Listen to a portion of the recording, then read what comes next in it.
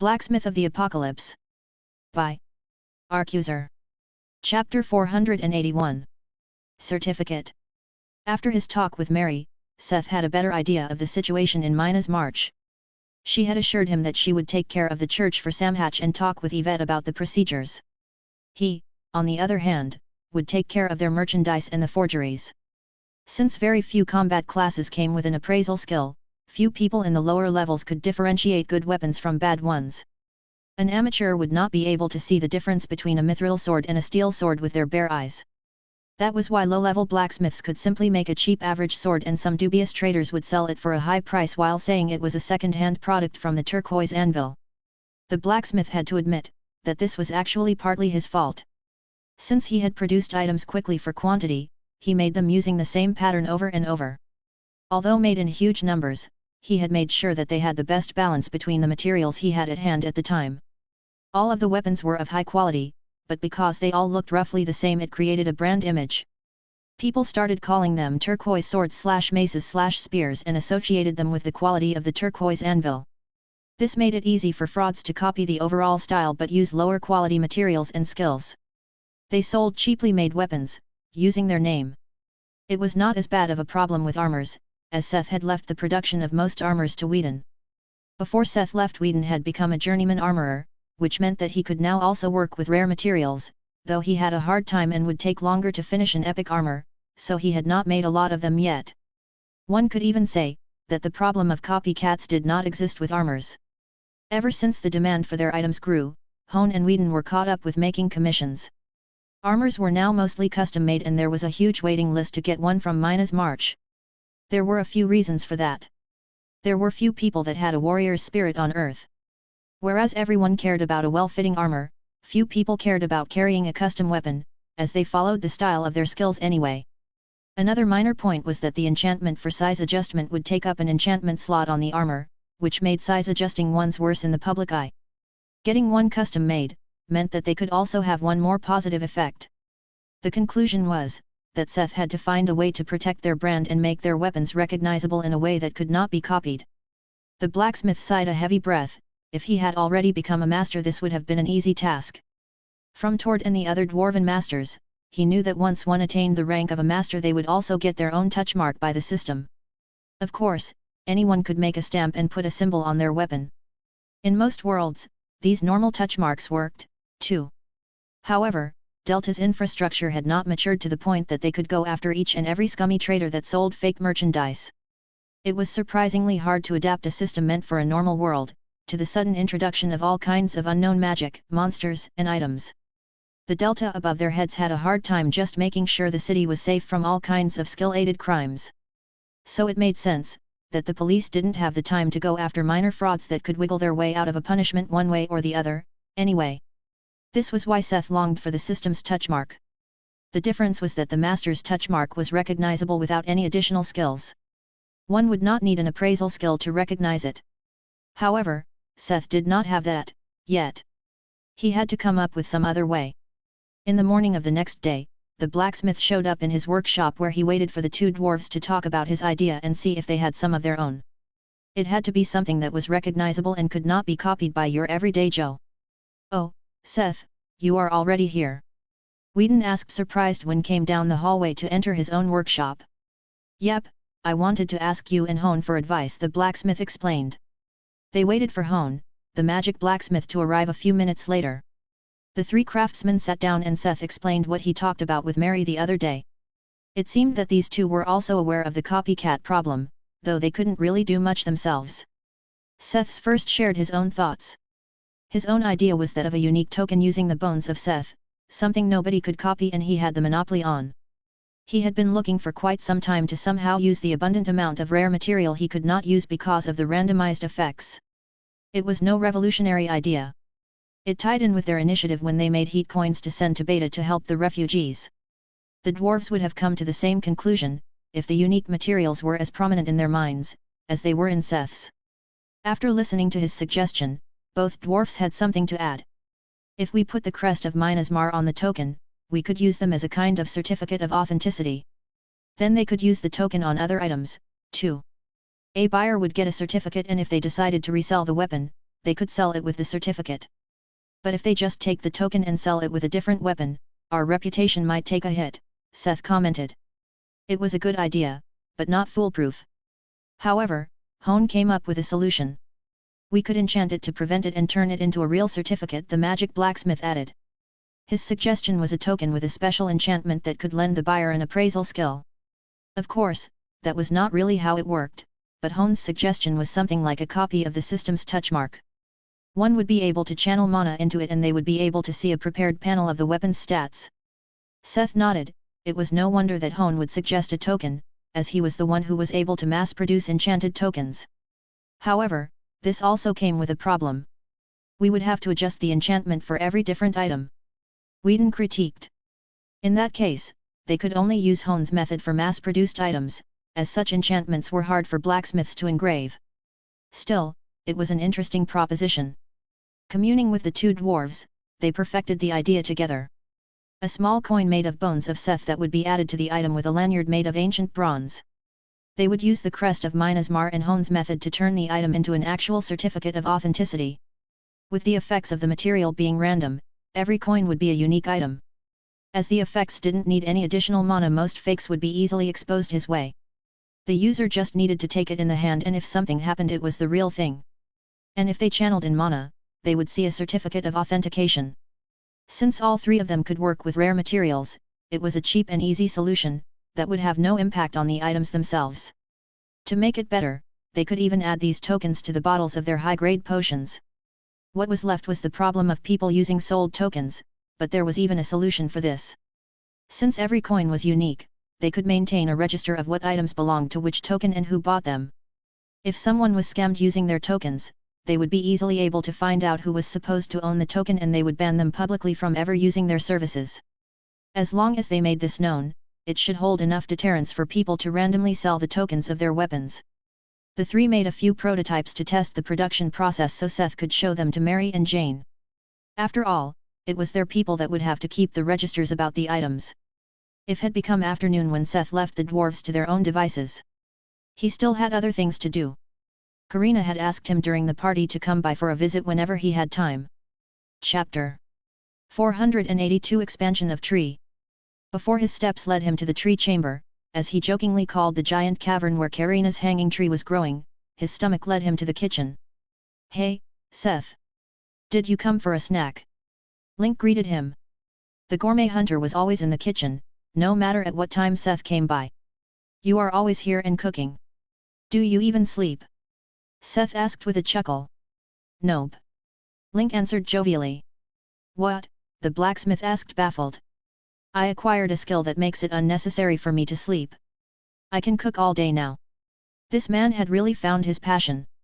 Even when Seth liked forging, he wouldn't want to sacrifice his precious sleep for it, except when working on a project. But he had to admit, the food had improved by a lot. After challenging Link in a battle, chef versus guest, the blacksmith got back on his way to meet Karina. On his way he had to cross the herb garden. "Seth! Did you come to visit Karina?" "Otto," the pharmacist greeted him. "Hello, Otto." "Yeah, she asked me to come by if I have time." "Then I don't want to stop you," he said with a smile and continued tending to the herbs. The blacksmith passed by the pharmacist with a nod and kept going until he reached the great gate at the end of the herb garden, where the cavern with the hanging tree was located. He pushed against the door, but it wouldn't budge. He was about to push against it when he heard Karina from inside. "Please wait a moment," she said hurriedly. It was followed by the sound of something limp dragging over the ground and Karina's labored breath before the gate finally swung open a minute later. The sight of an exhausted dryad propping herself against the door greeted him. "Seth. You came," she quickly straightened her disheveled clothes. "Yeah, didn't you ask me to come by because you had something to talk about?" he asked, slightly confused. He tried to look in the room to see what was going on, but he couldn't see much through the opening behind the dryad. "Ah, I did. But I didn't expect you to come so quickly." "I was in the middle of trying to tidy things up," she answered, a little embarrassed. "Karina, what is going on?" Seth had not known the dryad for long, but she did not seem like a messy person. Her talking of tidying things up made him worried. Was the dryad not feeling well? "I guess, it would be best if you saw for yourself," she said with an awkward smile and stepped aside. Seth grimaced. Lately, there were a lot of things he would better see for himself instead of people actually complaining about what was going on. Well, when they said he had to see for himself, he would do so. With a quick step, Seth entered the Hanging Tree's cavern and quickly came to a halt after almost stumbling over a root as thick as his wrist. Looking up, the tree's crown was cloaked in darkness, he could not see the magic lights he had installed in the beginning. His only light source was lanterns distributed around the cavern, like street lamps. The room, floors, and walls, they illuminated were covered in layers upon layers of roots with varying thicknesses. Some were as big or bigger than a thigh, others just the width of a finger. What little Seth could see of the wall, gave him the expression, that probably the whole surface of the cavern was covered like this. Even the ceiling. He wasn't angry. He was only perplexed and unsure how he was supposed to react. He could only look at Karina in the hope of a cohesive explanation of what he saw. She was the dryad of the tree, after all. The dryad kept evading his gazing until the awkward silence became too heavy for her to bear. She finally broke and started explaining. She was at her wit's end herself. Her hand tried to stop the hanging tree's growth but was only able to slow it down. The cavern was simply too small for its growth. Especially after bringing the tree into this kind of environment. Delta was surrounded by the central mountain range that was filled to the brim with magic. Unlike Alpha, where Seth and the tree originated from, here the tree could happily absorb huge amounts of magic and keep growing indefinitely. No matter what Karina tried, the cavern Seth had prepared was simply too small. But even if he made it bigger, it would not solve the tree's natural urge to grow. Since she didn't know what else to do, she had tried to limit the tree to the inside of the cave, turning it into a huge root egg. Had she not intervened, the tree would have likely already tunneled its way into Minas Mar or to the outside. As she didn't really know the other members of Minas Mar, she was unsure how they would react. She kept it a secret, even from Pip and the other children, and waited for his return instead of asking the others for advice. Despite showing great wisdom and love for her children, Seth realized that the dryad lacked experience and especially trust when it came to strangers. Being able to pick up on the darkness of people had made her very careful. Trust issues, this was something he couldn't claim to be much better with. He also wouldn't claim to be a very virtuous person. The reason Karina trusted him was most likely her gratitude for meeting her children again. The way she looked at him showed her insecurity. As if she was unsure whether she did something wrong and how he would react. As if she expected him to scold her. He gently put his hand on her shoulder, to show that everything was all right. Everything is okay. You did nothing wrong, though I hope you can put some more trust into the other members of Minas Mar, he tried to speak reassuringly. But he really meant it. Was this giant chaos of roots a huge mess? Yes, but nothing he would get angry about. Although the others like Monique, Evie, or Mary would have been able to help sooner, there were no damages, yet. On the contrary, Seth could see that the quality of the hanging tree's wood had improved, probably from the magic, it kept accumulating. Seeing her nod with a relieved expression, gave Seth some peace of mind. Good. Let's see if we can think of a way to deal with this, he said, motivated. The problem was that the tree wanted to grow and lacked the space to do so. It was clear they had to give it a way out. What would have happened if the tree found its outside? He imagined a giant hanging tree sticking out from the mountainside below Delta, while the rest of the mountains stayed a cold, rocky, snow-covered wasteland.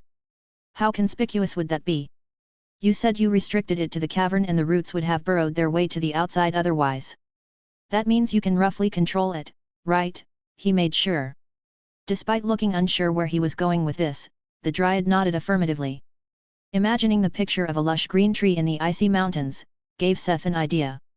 A good use for the tree's overflowing vitality, so to say. The possible solution quickly came to him, because he had talked about the topic with Mary just yesterday. This way could also give Karina a chance to improve her trust in the people of Minas March. Most people had flaws, she just had to learn that flaws did not always mean the person was bad. I believe I have a solution for our little problem, but you will have to work with Mary and others on this. You might even have to leave Minas Mar for extended periods of time. Are you ready for that?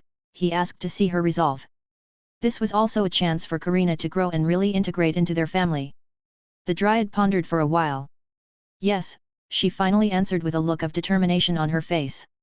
Seeing her resolve, Seth felt assured and shared his idea for the hanging tree's future role in Minas Mar's business venture. A chance for it to thrive, To be something more than just a source of wood material. But still also a source for wood materials. He would not give up on in-house grown materials. Chapter 483. Expansion of Tree, 2. If you want to, you can accompany me back to Mary and we can talk with her about the details, Seth suggested after sharing his plan. Of course, this was only the Tower Master's quick idea. They would still have to ascertain and work out the details with Mary. Although it seemed like a good idea to them, Mary might have a different opinion. They would have to convince her first. Despite Seth being the Tower Master, he made sure not to push a totalitarian reign. He was way too comfortable with leaving work to others for that. In exchange, he was more than willing to listen to the input from others. Karina looked at the dark, root-covered cavern. Yeah, I don't have anything to do right now, anyway, she shrugged and quickly came along. She seemed more than happy about a chance to leave. Just how long had she hidden in that dark room, just to keep it secret? Oh, Karina? You are finally out? It's been the pharmacist greeted them on their way out. Yes, Otto, hello. I'm happy to see you, too. How are the children doing? She quickly cut him off. Pip and the others are fine. They were getting a little worried, but it's great to see you outside again. Otto was a little confused at first but answered with a kind smile. Karina had not further explained for how long she had been hiding the problem. Facing this, Seth felt a little sorry for the Dryad. Hopefully, she would find the trust to approach the other members of Minas Mar more openly in the future. They just left the herb garden when they came across an unusual encounter. Alison Orkney, the bookworm, had left the depths of her laboratories on her own accord and even called out to them. Seth! Do you have a moment? She called out with an atypical bright smile. Although he got to know her as a powerful magician, all of his recent memories of her were of a moody shut-in alchemist. Ever since she got this second class and access to the laboratories of the tower, she would seldom leave them. Alison? What brought you here? He asked surprised. Hat, are you surprised I left my dark mausoleum of glass and chemicals to bless you with my presence? She mocked with a smug smile. HOH? You seem in a great mood. Could it have something to do with why you missed my welcome party? Exactly. I made a great breakthrough, she admitted without any remorse and waved around a potion bottle filled with a clear blue fluid. For you to call it a breakthrough, what can that potion do? Seth asked curiously. I was on my way to find you and Mary about it. I adapted the recipe from the word book you gave me. It took a while to get it right and I had to substitute some steps, but this is a potion that can permanently improve all physical attributes by 5, independent of your level or attributes you already have, she answered proudly. Seth's jaw fell open. Karina wasn't really sure what was so amazing about this. One had to know that permanent effects always came with limitations. In the case of food, it was often a question of the attribute difference between the player and the ingredient. When it came to potions it was similar. They would often have a level restriction or only work up to a specific attribute limit. On top of that, one would slowly grow an immunity to the effects of the medicine, so one could not drink a whole lot of high-grade potions to improve one's stats. Potions that could ignore most of these limitations were extremely rare. Even if Alison's potion had some of the drawbacks, even if it could only be used once, the potion would be extremely expensive and the recipe excessively precious. To the point that Seth would compare it to the method to create Ithilden. Maybe not to the same extent, but very similar. How often can it be used before you gain an immunity? The blacksmith finally asked after sorting his thoughts. Thrice, if drunk at once. But I expect that one might be able to drink up to 4 or 5 times without a big loss in effect if they drink them with several weeks in between. Alison explained proudly. It's that powerful! Seth exclaimed. This was no joke. 5 potions meant in the best case 25 to all physical attributes, which were strength, dexterity, agility, and endurance. This was equal to 100 attribute points or 10 levels with the highest possible bonus attribute points. If I were able to make the original, it might be even more powerful. If I understood the recipe, the original body transformation pill would have improved all physical attributes by 30 to 35 points. However, since I had to adapt many production steps and ingredients, it was reduced to at least 15 and at best 25. Alison said in a way as if she wasn't trying to take all the credit, but actually revealing how amazing her deed really was. Seth could barely believe it. So much had happened since he left and was still happening right now. You said you were on your way to me and Mary? We were also on the way to her, let's go together. Seth suggested. The Tower Master could have simply ported them to Mary's office, but he wanted to take the time to talk with Karina and Allison for longer. Specifically, he wanted to give the Dryad some time to get to know Allison better. The alchemist on the other hand took her chance and talked excessively to the impressionable Dryad about her research and passion for books. Karina on the other hand did not seem to have a problem with attentively listening to her. When they reached Mary's office, Seth knocked at the door. "Who's there?" came the secretary's voice from inside. "It's me. We have some stuff to talk about," he answered. "Seth? Come in then." The blacksmith, the alchemist, and the Dryad entered the room, where they found the secretary, the immortal witch, and the immortal witch's revived brother, who still hid under a full plate armor. Seth gave Edward Edmonds a slightly displeased glance, as it seemed that he had still not come clean to Evie. It was a good thing that he had not left it up to him. At his point, there would have been some weird drama, if he decided to tell her and Evie didn't already know that her brother was alive again. What a weird assembly. "You did not mention Allison and Karina," Mary said. "Oh? With we, I meant the three of us," Seth explained a little embarrassed.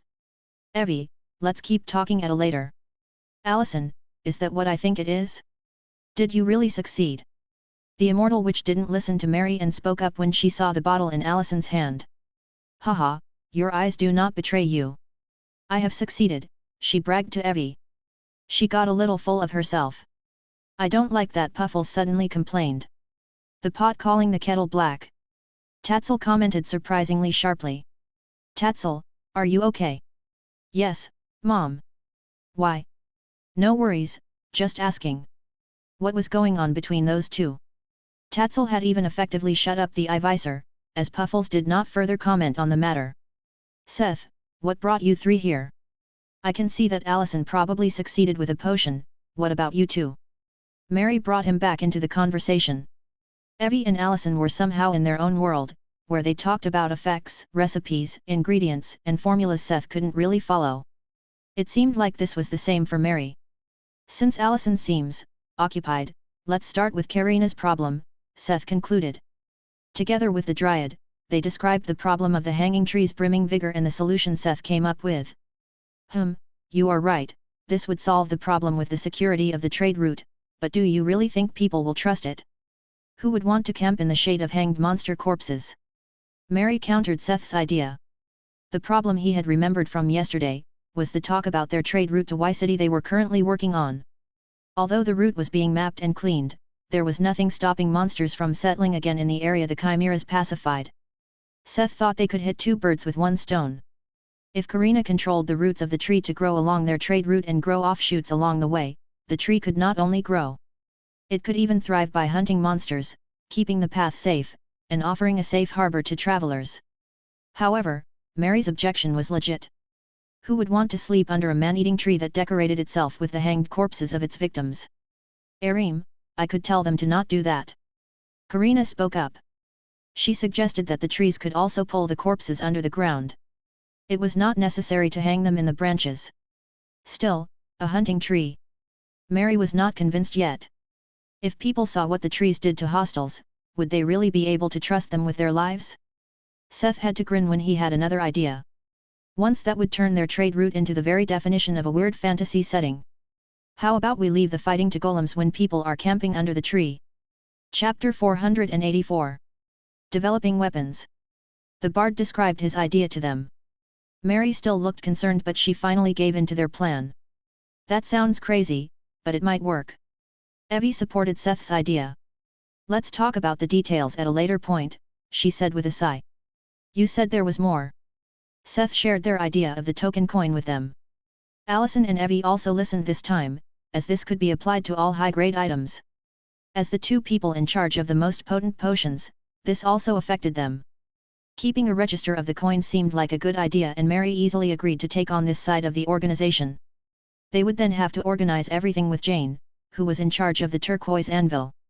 The talk of the token coin naturally transitioned to Allison's great breakthrough. This was again a more complicated matter. As one would expect, the ingredients for these potions were not cheap themselves, and she had blown their whole research budget on her experiments. "You blew our whole budget!" Evie exclaimed, shocked. I had the chance to buy all the ingredients in bulk. I had to take this opportunity. Allison defended her action. No wonder you managed to make a leap and finish the recipe, Evie said grumpily. We will talk about the finances later. Since the Tower Master is already here, we should talk about what to do with this potion in the future. Mary stopped the two. I think we should provide them to the lords and the field teams. We could use the potion as an incentive for the Oath Guard, too. The bard's first notion was, of course, to strengthen his own people with it and hog it for themselves. We could also sell them in a very limited quantity at the shop. There are no shops that sell a comparable item in Delta or Y-City as far as I know. It would be a good advertisement to get our name even further out there. Evie suggested. We should only sell in on a first-come first-serve basis and not take any order for it either, Mary added thriftily. Their explanation made sense for Seth. If it was a rare resource and hard to come by, the rumors would travel even further. The more people had to struggle to get it, the better it would be. They talked about it a little longer, but Seth slowly phased out of the conversation. He was sure this business was in good hands, so he took Karina and left with her after a quick farewell. After bringing her to her tree, he also returned to his quarters. He found that the day had gotten longer than he expected once he returned to his quarters. Mina was on a dungeon run today, so he enjoyed the whole bed for himself alone. Having a quiet night for once was quite relaxing. The next day, after a good night's sleep, Seth felt very satisfied. He had more or less dealt with anything urgent and shoved the rest of the work onto other people. He was free to do what he wanted. Which was actually not to work on his skills to fight Scorpio, or find the way to Hyperboreus. No, he just wanted to relax and make weapons for the shop. He was confident to leave the coin production to Hone, who was occupied with adjusting the minting press. He wanted to convert the inspiration he gained from his talk with Kother and put effort into a truly polished product. The blacksmith wanted to challenge his technical skills while he still remembered his conversation. At this point, Seth had also attained vast storage of various materials. This was a prerequisite of the Dwarven way. To not cut corners, to not compromise with a roundabout way of doing things, but to use the right materials regardless of their price. In order to do that, he did not immediately start forging. The blacksmith sat down and used blueprint in tandem with his material catalog to thoroughly plan the weapons he wanted to make and save them as new blueprints. His intent was not to make some overpowered, unique weapon, like the giant's rod, but an assortment of weapons that could become the poster child of their shop. His goal was to make the best possible weapons, similar to the superior sword he had made when he just started off forging. With his current skill level, he would need to forge hundreds or thousands of epic items to become a master. Relics were better, but he often needed to layer several enchantments and his soul infusion to create a relic-rated item.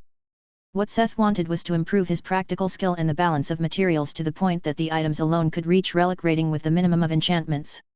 This way he could create relics without wasting souls. For the blueprints, Seth used the epic Olympian silver as the base for the weapons. He did this because it was essentially a higher grade of mithril, which meant it had a great conductivity to mana and affinity with any type of magic and material. Based on the same reason he used the rare wood Thaumatic oak. As for leathers, he chose the leather of a minotaur. He had found a few sheets of this in the storeroom by chance. Somehow he hoped it would have a synergy with the Olympian silver. But even if it didn't, he chose it because the leather had a relatively neutral effect with respect to magic or skills the user would use with the weapon. The leather was described as lending some of the strength of the minotaur to the user. By focusing on the weapon's magic affinity without any special effects, they became blank slates. They would have a high tolerance for whatever enchantments would be put on. There was even a possibility for an enchanter personalizing it for the buyer, depending on the magic Seth put into it. After finishing the blueprints, Seth got to work and he put special attention to taking his time. With the level up of the spirit smithy, the production speed of his crafting stations had doubled. However, he even denied this assist for now.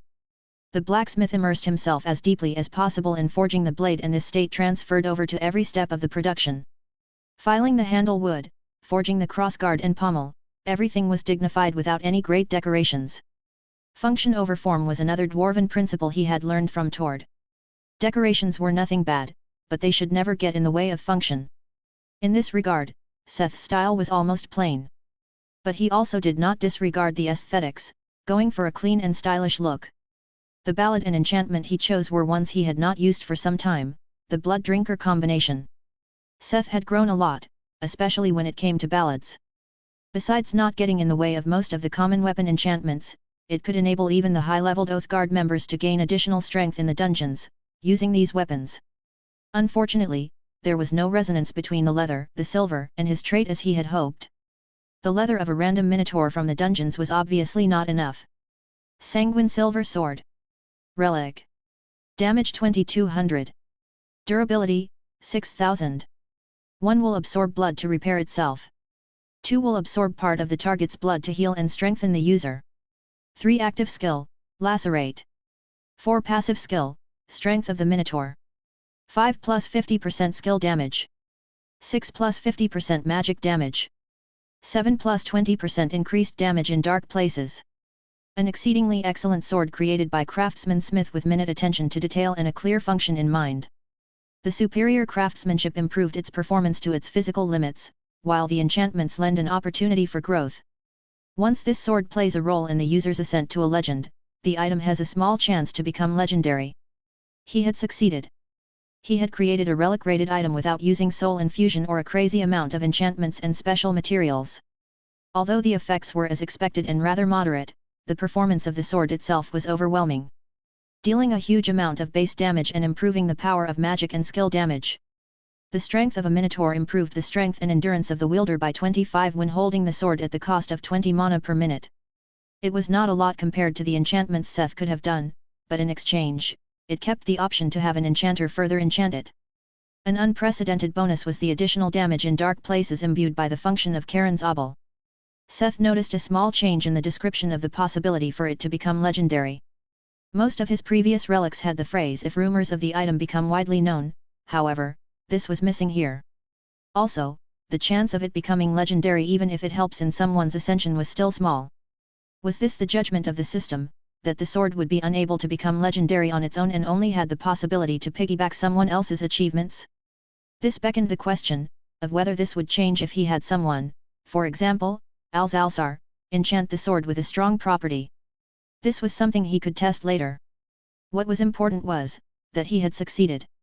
He had gained a visible sliver of proficiency bringing his blacksmith, craftsman, leave 5 to roughly 40%. If this was the same for the other weapons, he only needed another 20 for the next level up. That was if he managed to succeed in all of them. After all, he was most proficient in making swords.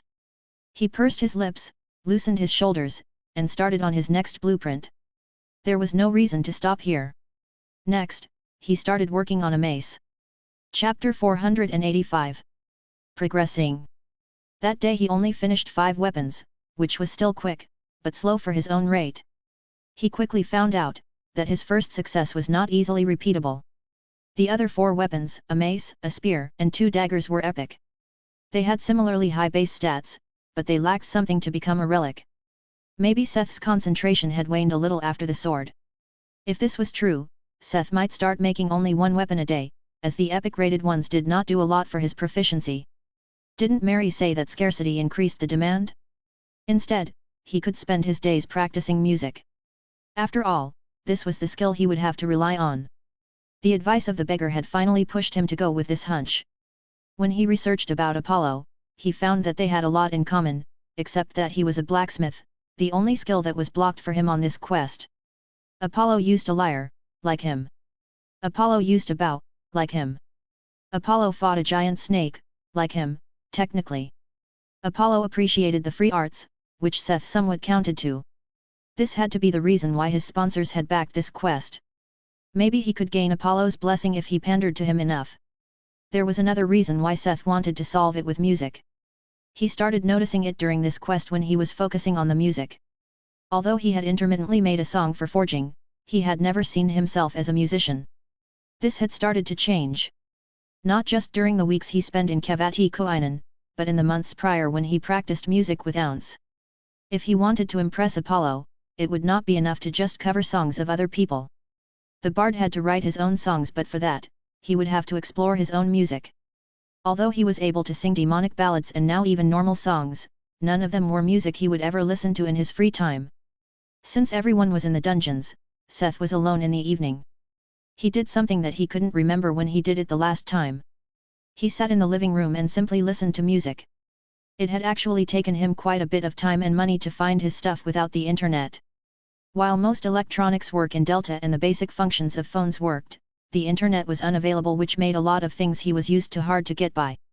After testing around a little in the following days, Seth restricted himself to making only 2 to 3 weapons a day and spent the rest of his free time working on his music.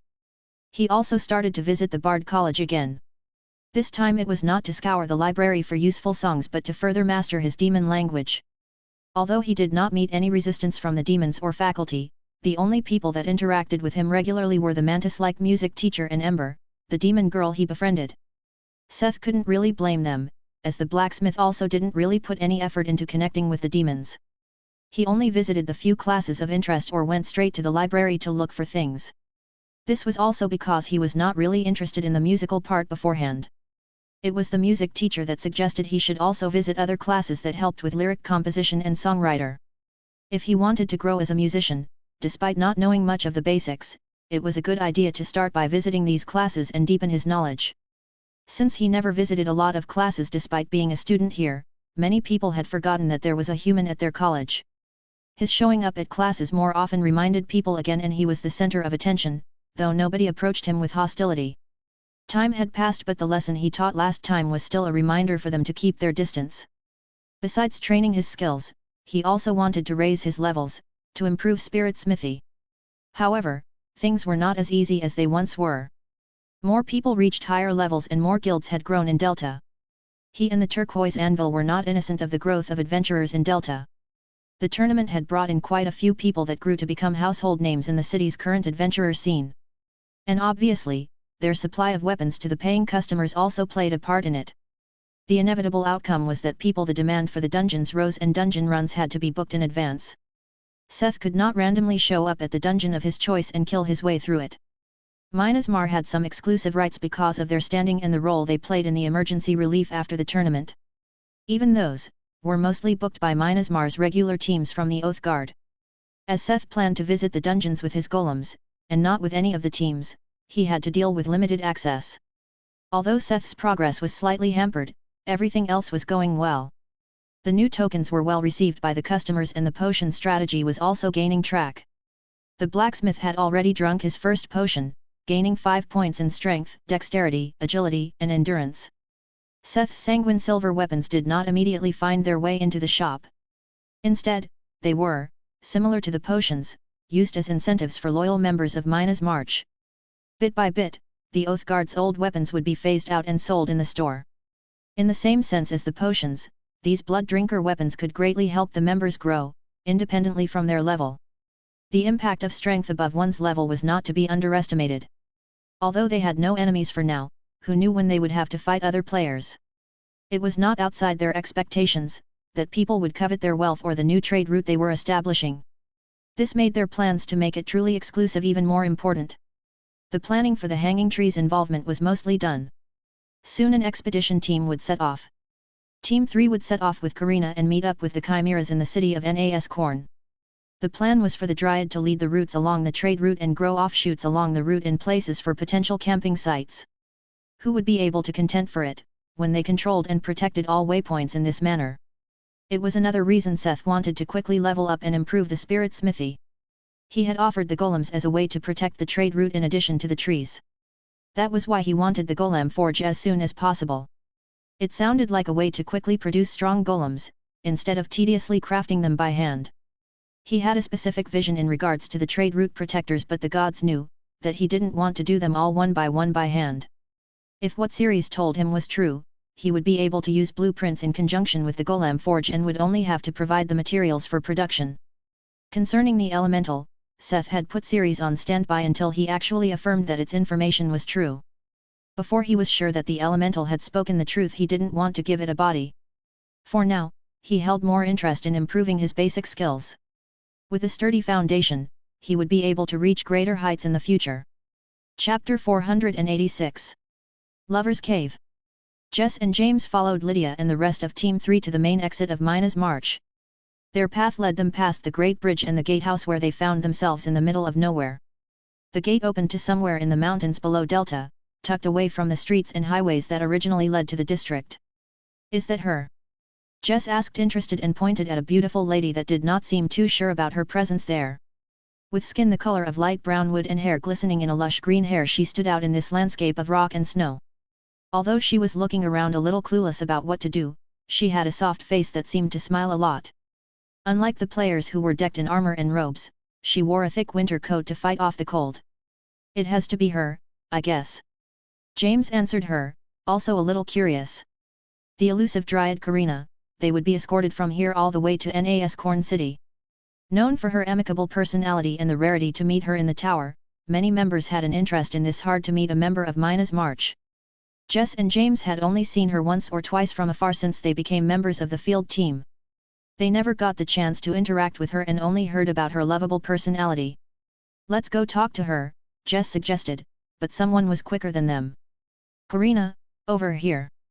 Lydia, their team leader, called out to her.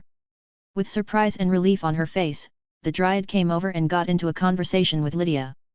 However, they did not set off yet. What do you think we are waiting for? James mumbled to Jess. Sometimes James lamented the features of the system. Their expedition wasn't really what he would call an expedition. There were no wagons of rations and equipment or a big team of guards. It was all because of the inventory. They could just carry whatever they needed with them. Although this cost it the flair of a great journey, he was also somehow glad not to have to deal with what all that would entail. This way they could travel with a small team on their mounts. Which brought him back to his initial question, what were they waiting for? Sorry for being late, a voice answered his question. They had not waited for something, but for someone. The tower master had suddenly exited from the gate behind them and excused himself for being late. The tower master was going to accompany them on this journey? Jess and James looked at each other in surprise. The tower master. It's really the tower master, the members of the Oath Guard teams that were coming along mumbled. Although the tower master would be seen in the cafeteria once in a while, the ordinary members would not dare to approach him easily. I am Lydia, leader of Team 3 and your expedition leader. Seth, the tower master, will be accompanying us. He will take care of clearing the dungeons on our way, so be thankful that he is taking some work off your hands. Lydia explained. There were dungeons along the way that the chimeras had discovered. The camping sites were planned close to the dungeons on purpose. Originally they were briefed that they would have to take over the task to clear the dungeons during the time it took for the offshoot wood to grow. Hearing that the tower master would take over this task made them all heave a sigh of relief. It meant they could rest from the journey instead of fighting their way through a dungeon. I'm glad you are coming along. Karina greeted the tower master with a kind smile. Don't you think she's looking a little relieved? Jess whispered to James. Although she had been talking with Lydia amicably while smiling, Karina seemed a lot more relaxed with Seth close by. Do you think there is something going on between the two? James asked with furrowed brows. I wouldn't be surprised if they did. A third person butted into their gossip. How would you know? Jess asked the newest member of Team 3. A female with a kind of bandit class the tower master brought with him from Krina. IIERM. Fianus blushed furiously. Oh right, didn't you vanish with Mina and the tower master that one night? Don't tell, did you? Jess implied with a raunchy smile. I don't want to talk about that. Nothing happened. She tried to get out of the situation. But Jess didn't let her. She grabbed the bandit by the shirt and whispered to her, as if they were scheming something. Come on. Tell me, among women. How is it? Well, the Mina is terrifying and the tower master is. Is what? Someone interrupted them. Seth had appeared behind them as they were whispering. Fianus jumped. Nothing. Oh? I am nothing, yes? Then how about you visit my tent tonight and we see whether I am nothing, the tower master teased her. And no. I mean, the tower master is big and strong, she corrected herself shyly. That sounds about right. I will keep an eye on you, he warned her and returned to his conversation with Lydia. Sounds like you had a lot of fun, James commented after the tower master left. Jay, just shut up, okay? Fianus said, red like a tomato. Get ready. We are setting off, they heard Lydia's call. They stopped their conversation and summoned their mounts. Jess and James both summoned a kind of furry monster horse called an alpaca. Some tamers in Delta had started breeding them since they were very suitable for travel in the harsh mountain climate around the districts. The couple had gotten them for a discount from a local tamer because they were members of Mina's March. The people had not forgotten their help during the post-tournament crisis. As proud as they were of their purchase, both looked stumped when Fiona summoned her mount. It was a giant bear, as big as a hill, with a back covered in moss and lichen. It almost looked like a small, walking mountain. She looked at the two with a satisfied smirk before running off, after Lydia and Seth, who had taken the lead on an alpaca and Puffles, respectively. Even from a distance, they could see a lush green mane on the giant centipede's back. Karina was riding with the Tower Master. Abashed, they realized that they had missed the signal to go and urged their mounts to catch up with the throng of the expedition. There was no talking as they rode through the icy mountain range. Although they had quite a few people with them and were prepared to fight, there were only a few negligible instances during the first stage of their journey. Their path followed an old highway that was used during the time when Delta was built. It was later abandoned and left to fall apart. Until recently the whole mountains range was teeming with monsters, but the chimeras had thoroughly rooted everything on their path. They only met small populations of monsters, and individual beasts that came from the random portals that appeared in this region had settled in over the past weeks. Their first stop was a dungeon several hours away. It was off the abandoned highway in what was once a natural cave. The Scenic Lover's Cave it was called by old and rusty signs that were standing between trees and bushes, where once might have been a trail. While the Tower Master followed the signs to this supposed great tourist spot, Jess, James, and the rest of the team stayed on the crumbled street together with Karina. Their job was to set up camp and protect the Dryad while she was doing whatever was necessary to grow a tree or something. Nobody was really sure how it worked. Jess watched Karina sit down with crossed legs on one of the bigger slates of asphalt. She started silently chanting and meditation there, and she was still at it several hours later, when the term had finished setting up camp and cooking a meal. The sun had already fallen and people started doubting whether what she did even had any effect. They could only hope she would finish by the time the Tower Master was done with the dungeon. Chapter 487 Golem Nights. The Scenic Lover's Cave. A must-visit for any nature lover. Home of the Twin Rocks. Seth was barely able to read some of the rusted signs as he made his way past the overgrown shrubbery. It reminded him of a time when people were still spread around Earth, when the districts were just being built and people still traveled. Of course, this was long before his birth, and he only knew it from old movies or movies and games set in such a time period. In his time, people only traveled between the districts using the advanced highways and tunnels that cut straight through any obstacles. This was also the reason why most of their modern highways and train connections had turned into massive dungeons. Seeing these vestiges of the past with his own eyes, he felt almost disconnected. As if he had traveled to a different time. It would have been a little creepy if he had to follow these kinds of signs like a trail of hints to find his way. Fortunately, the advance party of chimeras had cut a path all the way to the cave, so the blacksmith had no trouble finding the way. Why were they making a campsite in the middle of nowhere close to a rundown and not a very interesting tourist attraction? The same reason why Seth even showed interest in the first place. Because the dungeon that grew in this place had over 50 floors with beasts ranging from level 45 all the way to level 80. Up until the chimeras came by, this dungeon was able to freely grow and erupt over and over, turning the once scenic Lover's Cave into a vast network of caves and caverns. It had been a few weeks since the advance party came by this place, which meant it had most likely recovered to a certain extent. The entrance to the cave was a gaping maw at the side of the mountain. The ruins of something that might have been a souvenir shop could be seen among the shrubbery in front of the entrance. Unlike with dungeons that grew in the remnants of civilizations, this one kept the structure of a natural cave. Unsuspecting wanderers would not think this was a monster-spewing calamity hole, intent on killing anything and anyone that walked into it and absorbing them for sustenance. Or something like that. Before entering the unknown dark deep down, Seth brought out his golem knights. These were decked out in epic armor and wielding the sanguine silver weapons he made over the past weeks. Seth liked to call them bone knights in his mind. He used that name internally because he created these humanoid golems from non-humanoid bones. The blacksmith had found the incomplete skeletons of big monsters in the storage and used them to carve parts, while he used artificial adamantium to make up for the gaps. Making them roughly human-sized had a big advantage in that they were able to effectively use his equipment, and he didn't have to adapt to make giant items only the golems could use. This also doubled as a test to see if his new weapons could also help the golems to further grow, as their leveling speed was quite slow. Surrounded by the guard of golems, Seth entered the dungeon in his full equipment. He wore an improved version of the sun shirt and cloud pants, together with his golden fleece, the wyvern cuirass, he was a singing knight in overpowered armor. Despite being the strongest in the party, Seth left it to the golems to take care of the critters in the cave. The monsters they came across fit the subterranean terrain of the dungeon. The 50 floors of the dungeons were separated into 6 sections. Floors 1 to 10 could be said to hold powerful versions of normal cave dwellers. Giant bats, snakes, massive scorpions, and spiders. They all ranged between level 45 to 55 and were not a problem for the golem. Although the dungeon followed the style of a natural cave, it was much less labyrinthine than one would have thought, especially with the map skill. If Seth had to mention something, then the special difficulty of the dungeon would be the darkness.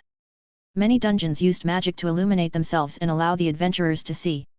This one didn't. This may pose a big hurdle to others, but not Seth. The blacksmith wore the Eye of Argus, which granted him night vision, among others. Something similar was true for the golems.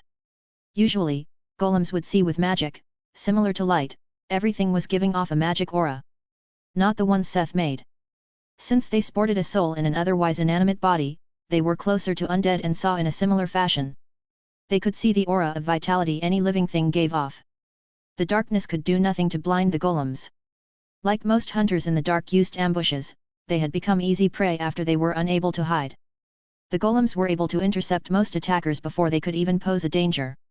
They were able to quickly proceed through the first section. With the golems having the base stats of an level 60 player and equipped with his items, only bigger beasts would be able to slow them. On these floors, only the stairs between floors and the gate that separated the boss rooms from the ordinary dungeon differentiated the dungeon from an ordinary natural cave. These mobs could have the natural cave fauna just as much as being dungeon dwellers. Section 1 and 2 with smaller and some medium-sized monsters up to level 70 barely slowed the party down. With over 10 levels difference and almost no one to share with, Seth was earning a good amount of experience. Ding! You have leveled up. You are now level 64. He finally heard the level up notification. His team of golem knights had just slain the boss of the 20th floor, a kind of giant mutant spider. Seth was glad that he did not have to personally go bear it. With his team of tanks, he was able to leisurely cast spells from the back. The blacksmith was less occupied with the actual raid than with observing the growth of the golems. The sanguine silver weapons worked on the golems and they were able to gain stats as they started fighting monsters with higher base stats. But it was not just the gain in attributes that pleased Seth, but also the improvements of their fighting, as they gained more combat experience. Some of them were relatively new, unlike the golems he used against the undead army in Kavati Kuinen. He sat down in the boss's room and took a break, eating and drinking something. It had already been a few hours since he entered the dungeon. This wasn't even the strongest dungeon he planned to run and he only allocated about a day for it. After gorging on some of his rations he continued on towards the depths of the dungeon. The next section had a slight jump in difficulty. The level did not increase by a lot as the monsters reached up to level 75, however, the medium-sized monster became more numerous. Vampire bats bigger than a person, shadow beasts that fell from the ceiling or attacked from innocent-looking puddles. The beasts became also more intelligent and crafty. Still, they couldn't stand up to the golem force. Finally, after descending another 10 floors filled with stronger monsters, they met their first hurdle.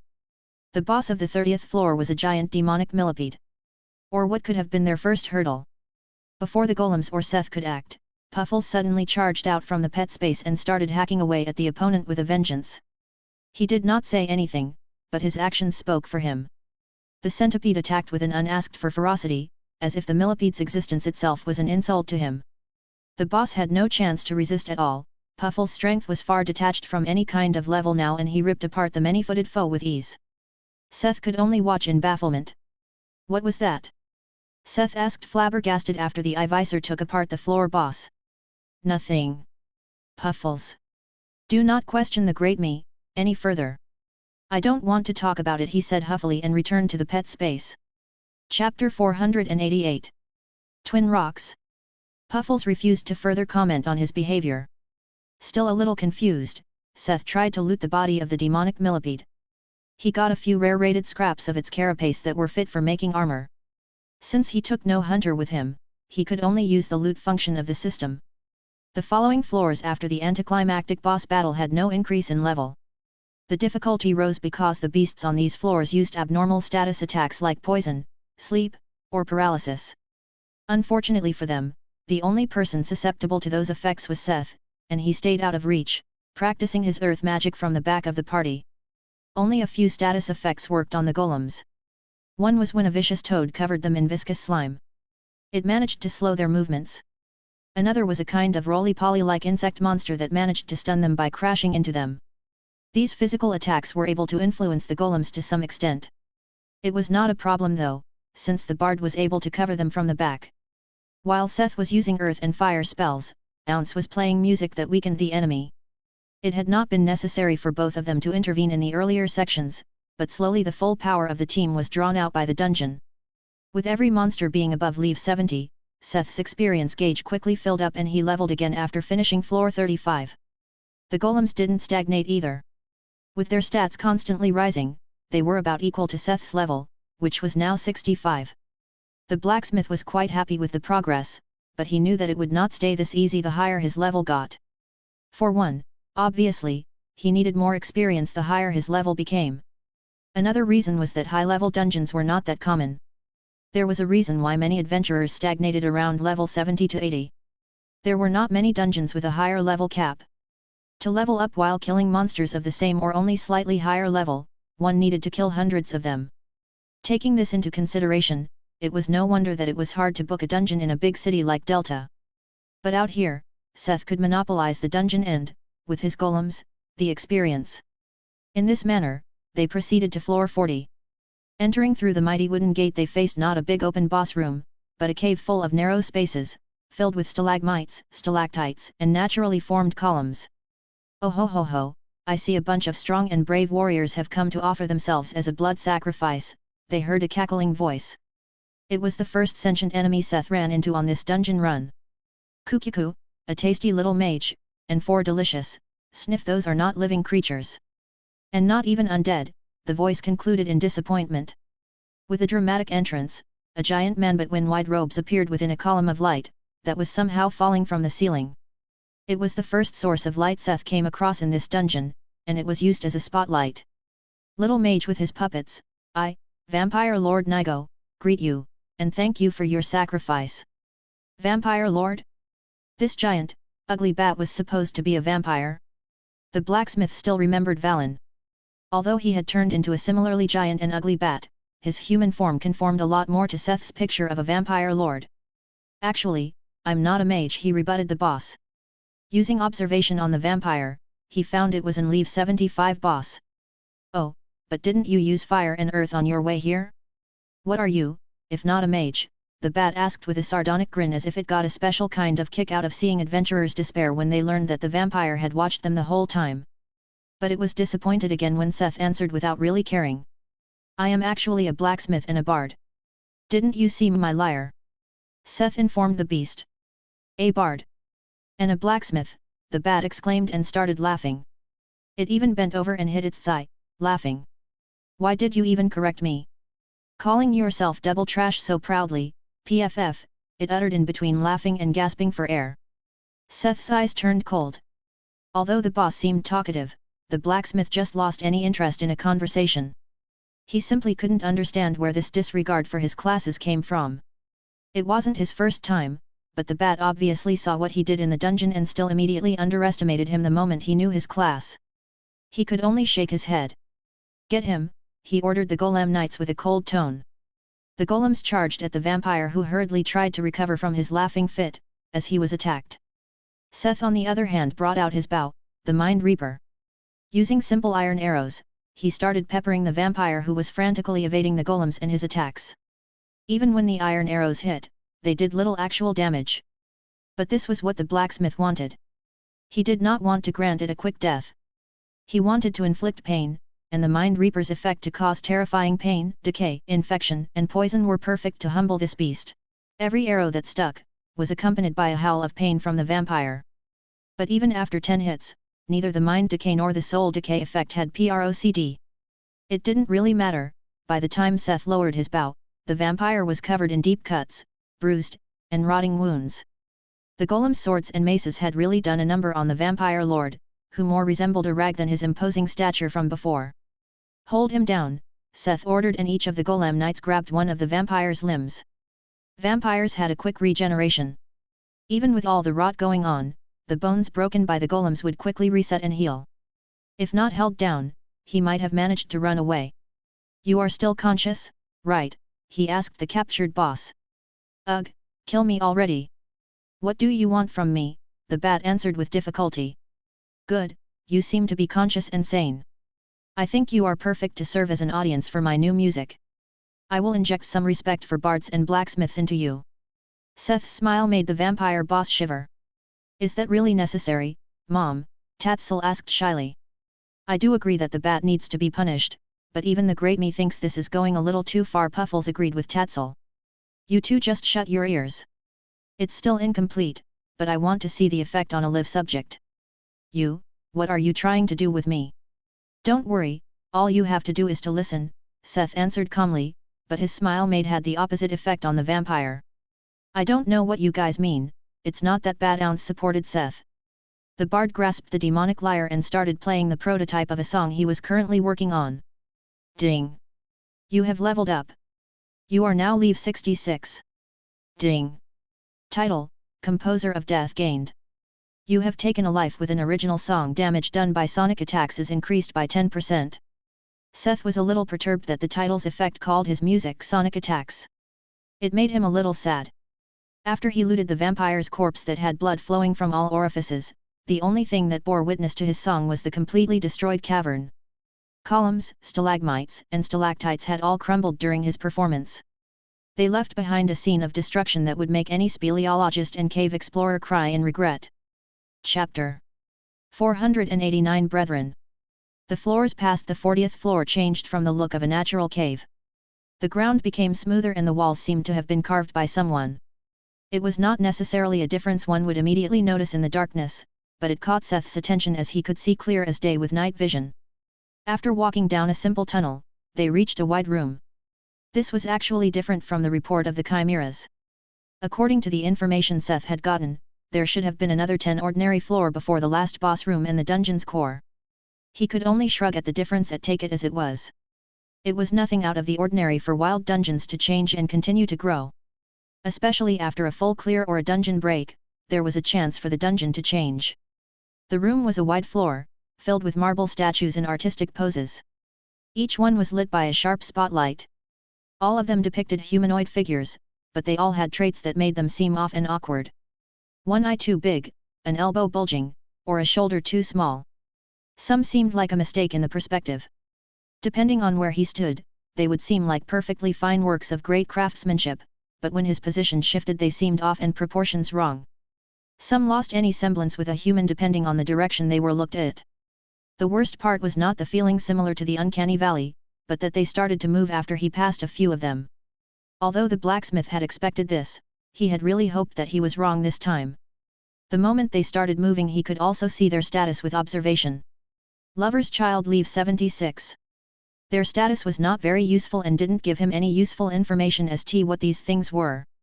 The fight against these creatures was a little harder, as their bodies were made of tough stone. They had a high resistance to physical damage and obviously didn't bleed. In a sense they were relatives of golems. It was good that his golem knights had no developed ego yet, or they would have started thinking difficult thoughts about fighting their brethren. "Tatzel, I think it's time for you to shine." Seth called his mounts the little emoji to his sight.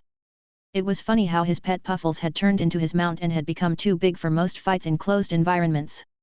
"Yay, thanks, Mom," the snakelet called out motivated. It did not have much opportunity to shine up to now. Since it only took part in fights intermittently, its level had barely reached 13. The blacksmith had to shamefully admit that he had neglected the training of the emoji. But he didn't feel like anybody could blame him for that. Seeing the room suddenly covered in ice age, a magic Tatzel had copied from Elsa, just showed him how terrifyingly strong the emoji was. Its skill and magic were transcendent and it did not fall behind Puffles in being a boss tier past any level limitations. On top of that, the snakelet needed huge amounts of experience per level to grow. How much experience would the little snake hog for itself, if he were hunting with it all the time? How would he be supposed to level himself then? Even now, he only brought out the emoji, as the enemy were resistant to physical damage and taking too long would jeopardize his schedule. After the opponents were frozen the golems started smashing them to pieces while Seth used earth spike spells to break. Tatzel was resting back in the pet space. Although it could already cast these kind of spells, it was not without cost. But it was also not without gain. The emoji was the biggest contributor and hogged a big part of the experience, becoming level 20 as a result.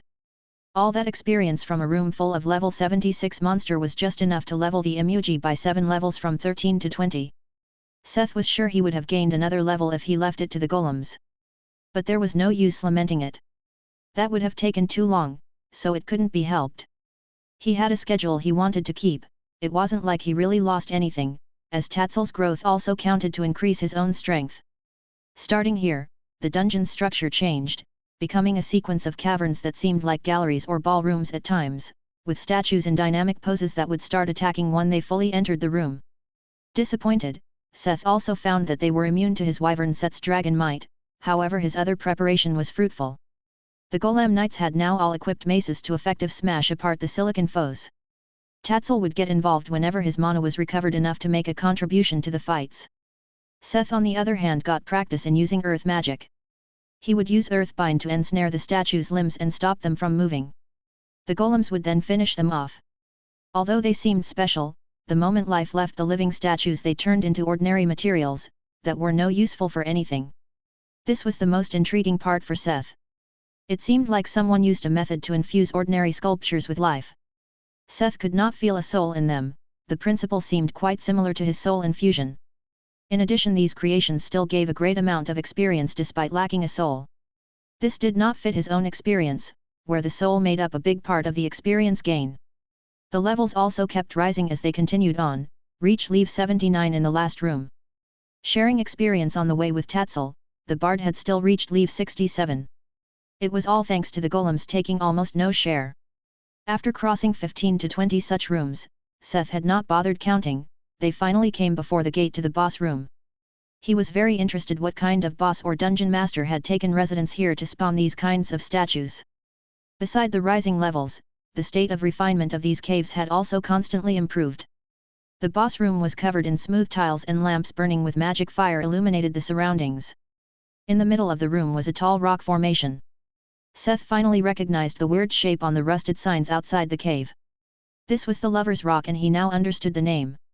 Standing directly in front of it, it looked like two people kissing. "Stop pretending," the bard exclaimed, looking at the rock. The blacksmith had immediately made the connection. Lover's Child was the name of all the creatures in the previous rooms. Living statues up to now, which well crafted from a certain angle, but off once the perspective changed. They were just like this rock formation in a sense. The Lover's Rock had to be the boss. Silence reigned for a moment, but finally the two lovers, intimately kissing, slowly opened their eyes. With the crumbling of rocks and cracking of stone, two figures peeled themselves from the stone and stepped before him. It was an immaculate pair of tall humanoids, wearing primitive clothes of leather and leaves. Each had a pair of deer horns growing from their forehead. "You killed our children," the female said, melancholic but not blaming. The male kept stroking her back and shoulders soothingly. "Have you come to slay us, too?" the male asked. Seth was intrigued by their calm attitude and entrance. There was no harm in talking a little. "It depends. Are you two the dungeon bosses?" The two looked at each other. "Yes, and no. We are the children of Earth and the Horned One," the male answered and explained. "We were slumbering in stone when this entity that was you call a dungeon awakened us. It promised us to fulfill our greatest wish if we protect it. However, it had not kept to its deal. The things out there cannot be called our children." He made an ugly grimace. The female also looked depressed. "Also, we technically took the role of boss and master. We won't stand in your way," the horned man finished. He took the hand of his lover and they stepped to the side. It was obvious that those two were quite unhappy with what they got in return of this deal. Seth scratched his head. What was he supposed to do? They obviously expected him to crush the core, but he was only here for experience. He had no intention to close the dungeon.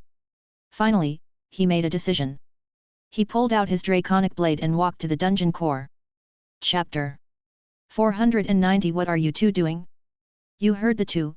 Nobody will come to your rescue. Hand over everything you have, if you cherish your life, he threatened the dungeon core. It was a practice he learned a long time ago from Finn and had perfected ever since. His voice was rough and intimidating with the power of voice of Seth swinging within it. His pose was practiced and intimidating.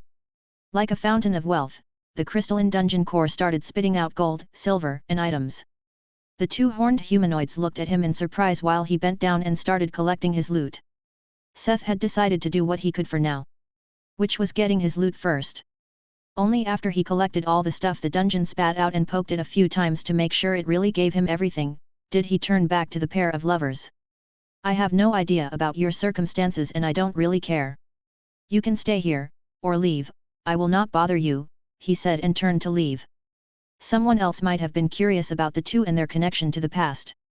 When the male talked, it sounded like they were inhabitants of Earth, maybe from the time when Tom Willis built his tower, or even earlier. The crux was, that Seth would have found this intriguing on a regular day when he was bored, but he already had his hands full with stuff and was running on a tight schedule. He had been in the dungeon for a long time. He wanted to get out and rest before Karina finished. Open the portal to get back to the entrance. He rattled his weapon at the core and the return formation opened, despite the dungeon master and boss being completely fine. What are you two doing? Seth asked, slightly annoyed. The couple had decided to follow him through the teleportation.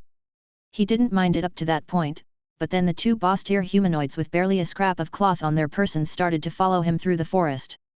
Walking when he walked, stopping when he stopped, all while silently staring holes in the back of his head. Seth was the last person to say no when collecting powerful allies, but there was a problem he could not ignore. The blacksmith was simply not comfortable with these two. He had nothing to offer them and no reason to trust them. He didn't want to invite disaster by simply collecting all the riffraff that was slightly powerful. On top of that, these two also had some history set in ancient times before magic vanished from Earth. As curious as he was, he couldn't fight his instincts as a well-read enjoyer of pop culture. If he found out about their past, there was a chance that he would be pulled into their story, and stuff could happen.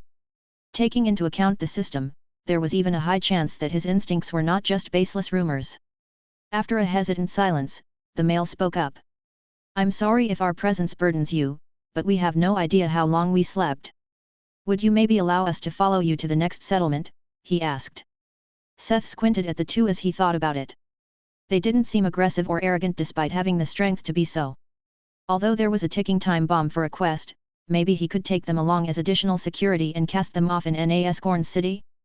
Nascorn was an old deity, too. Maybe he knew about these two or people like them.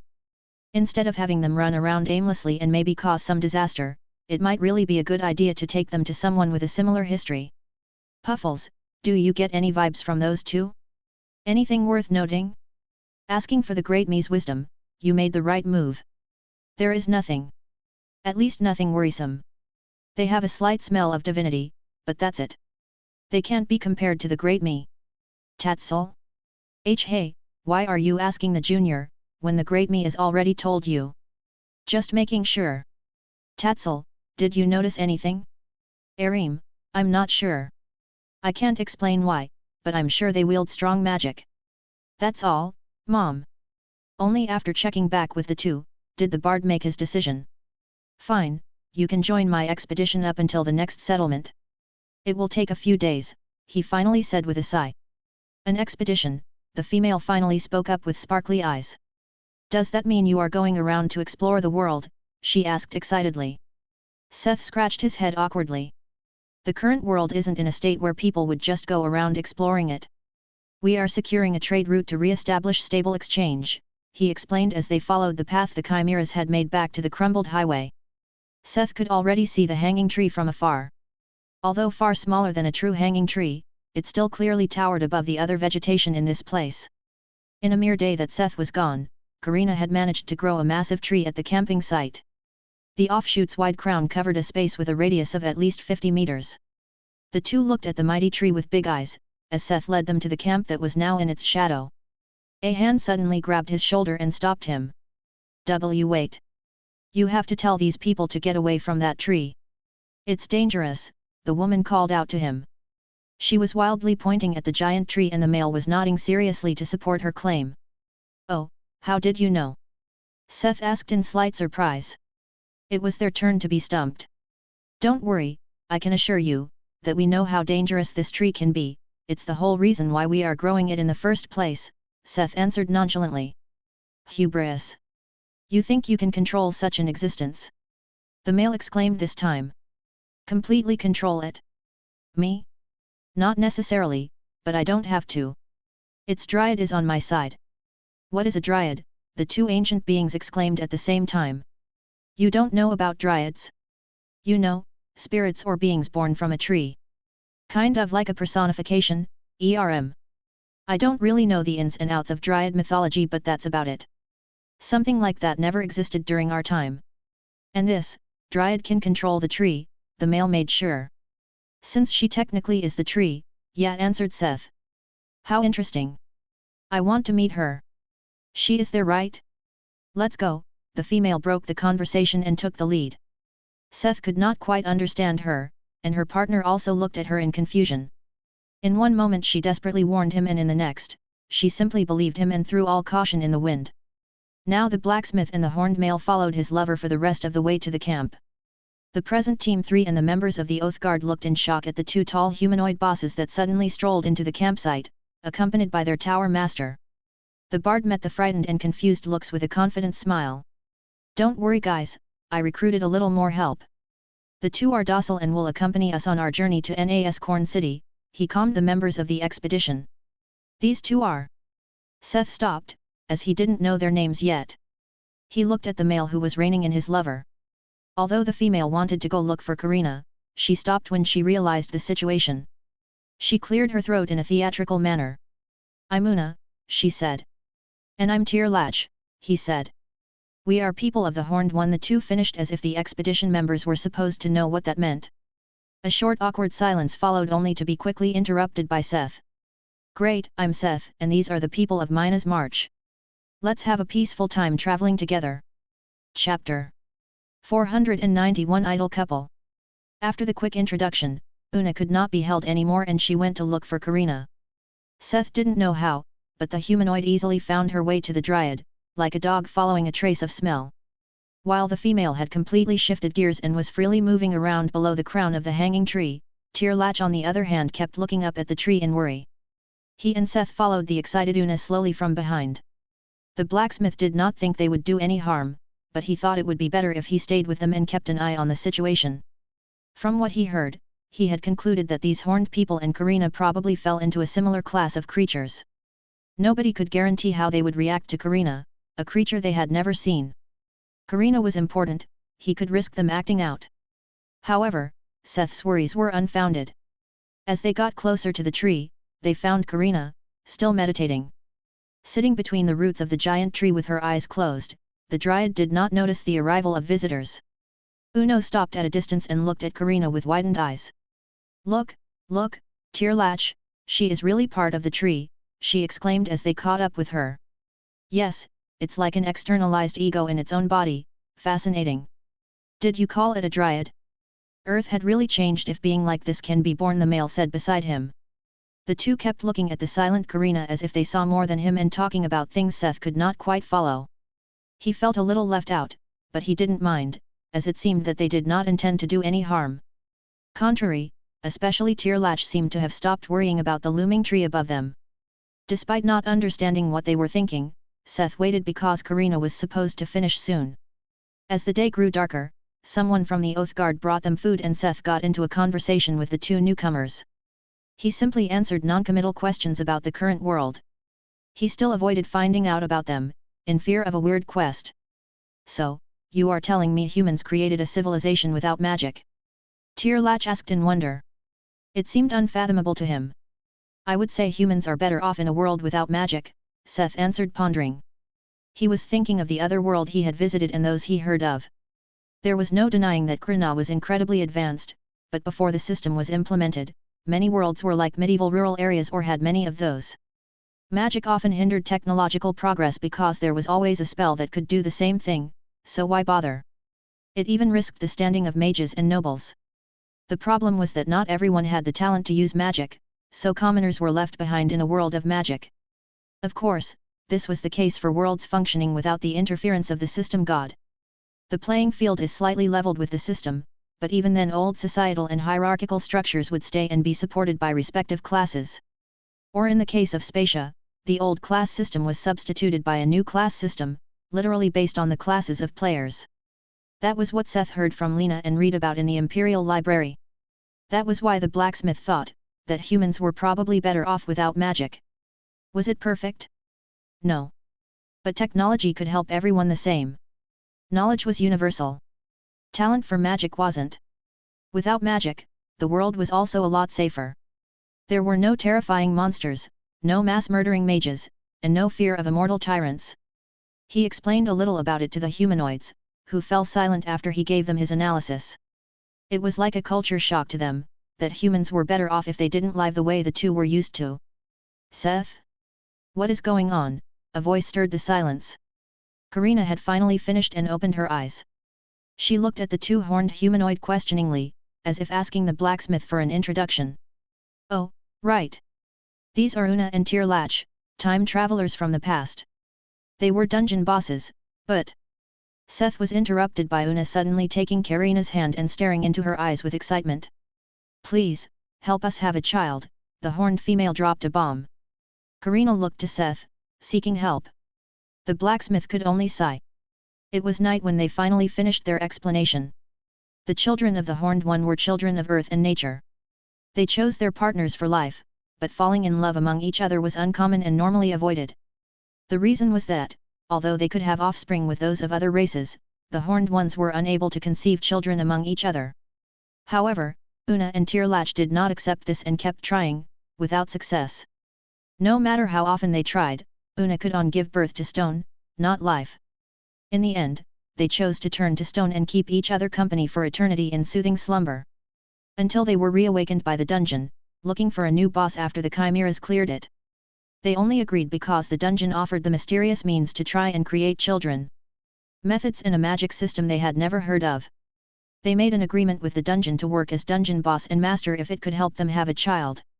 But just like their own attempts, all of them were failures. Twisted stone monsters that moved, but lacked life and souls. They were just animated by the dungeon's energy. It was more a mockery of their inability than a help.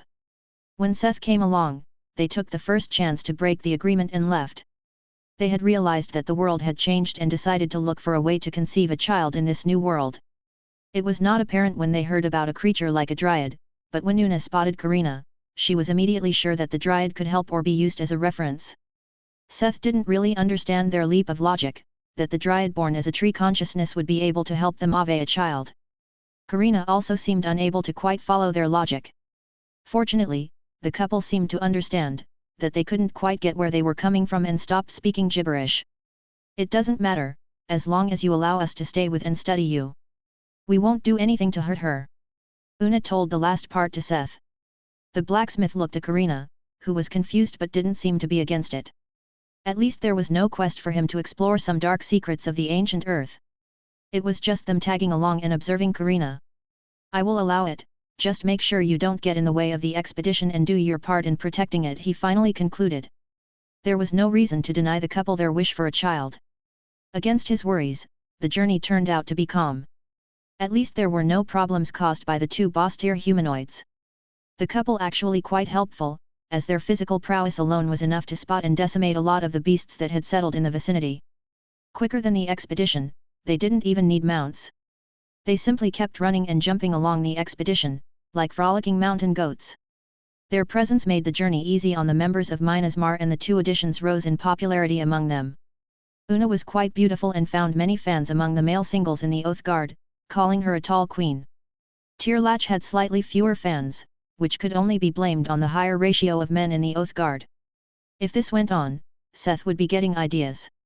Like taking the couple back home and marketing the two as an idol couple in Delta. Although it did not work on Seth, the two seemed to have a charisma that made people like them. If he used them to advertise for Minas Mar in Delta, then, no, he couldn't be swayed by monetary baits. At least not yet. Yes, even if they triggered a quest, if it happened after he finished his search for Hyperboreus, he wouldn't mind. The blacksmith squinted. The thought of not minding a quest had made him suspicious. Had he changed, or was he not as immune to their charisma as he thought? He made a mental note, that he would not get any further involved with the two. Chapter 492 Pest Control. With Una and Tirlach securing their safety, they were able to travel quicker than expected and soon reached the next dungeon. This one was similarly a natural cave, but it reportedly only went up to level 50. No surprises awaited Seth this time, and not a lot of experience either.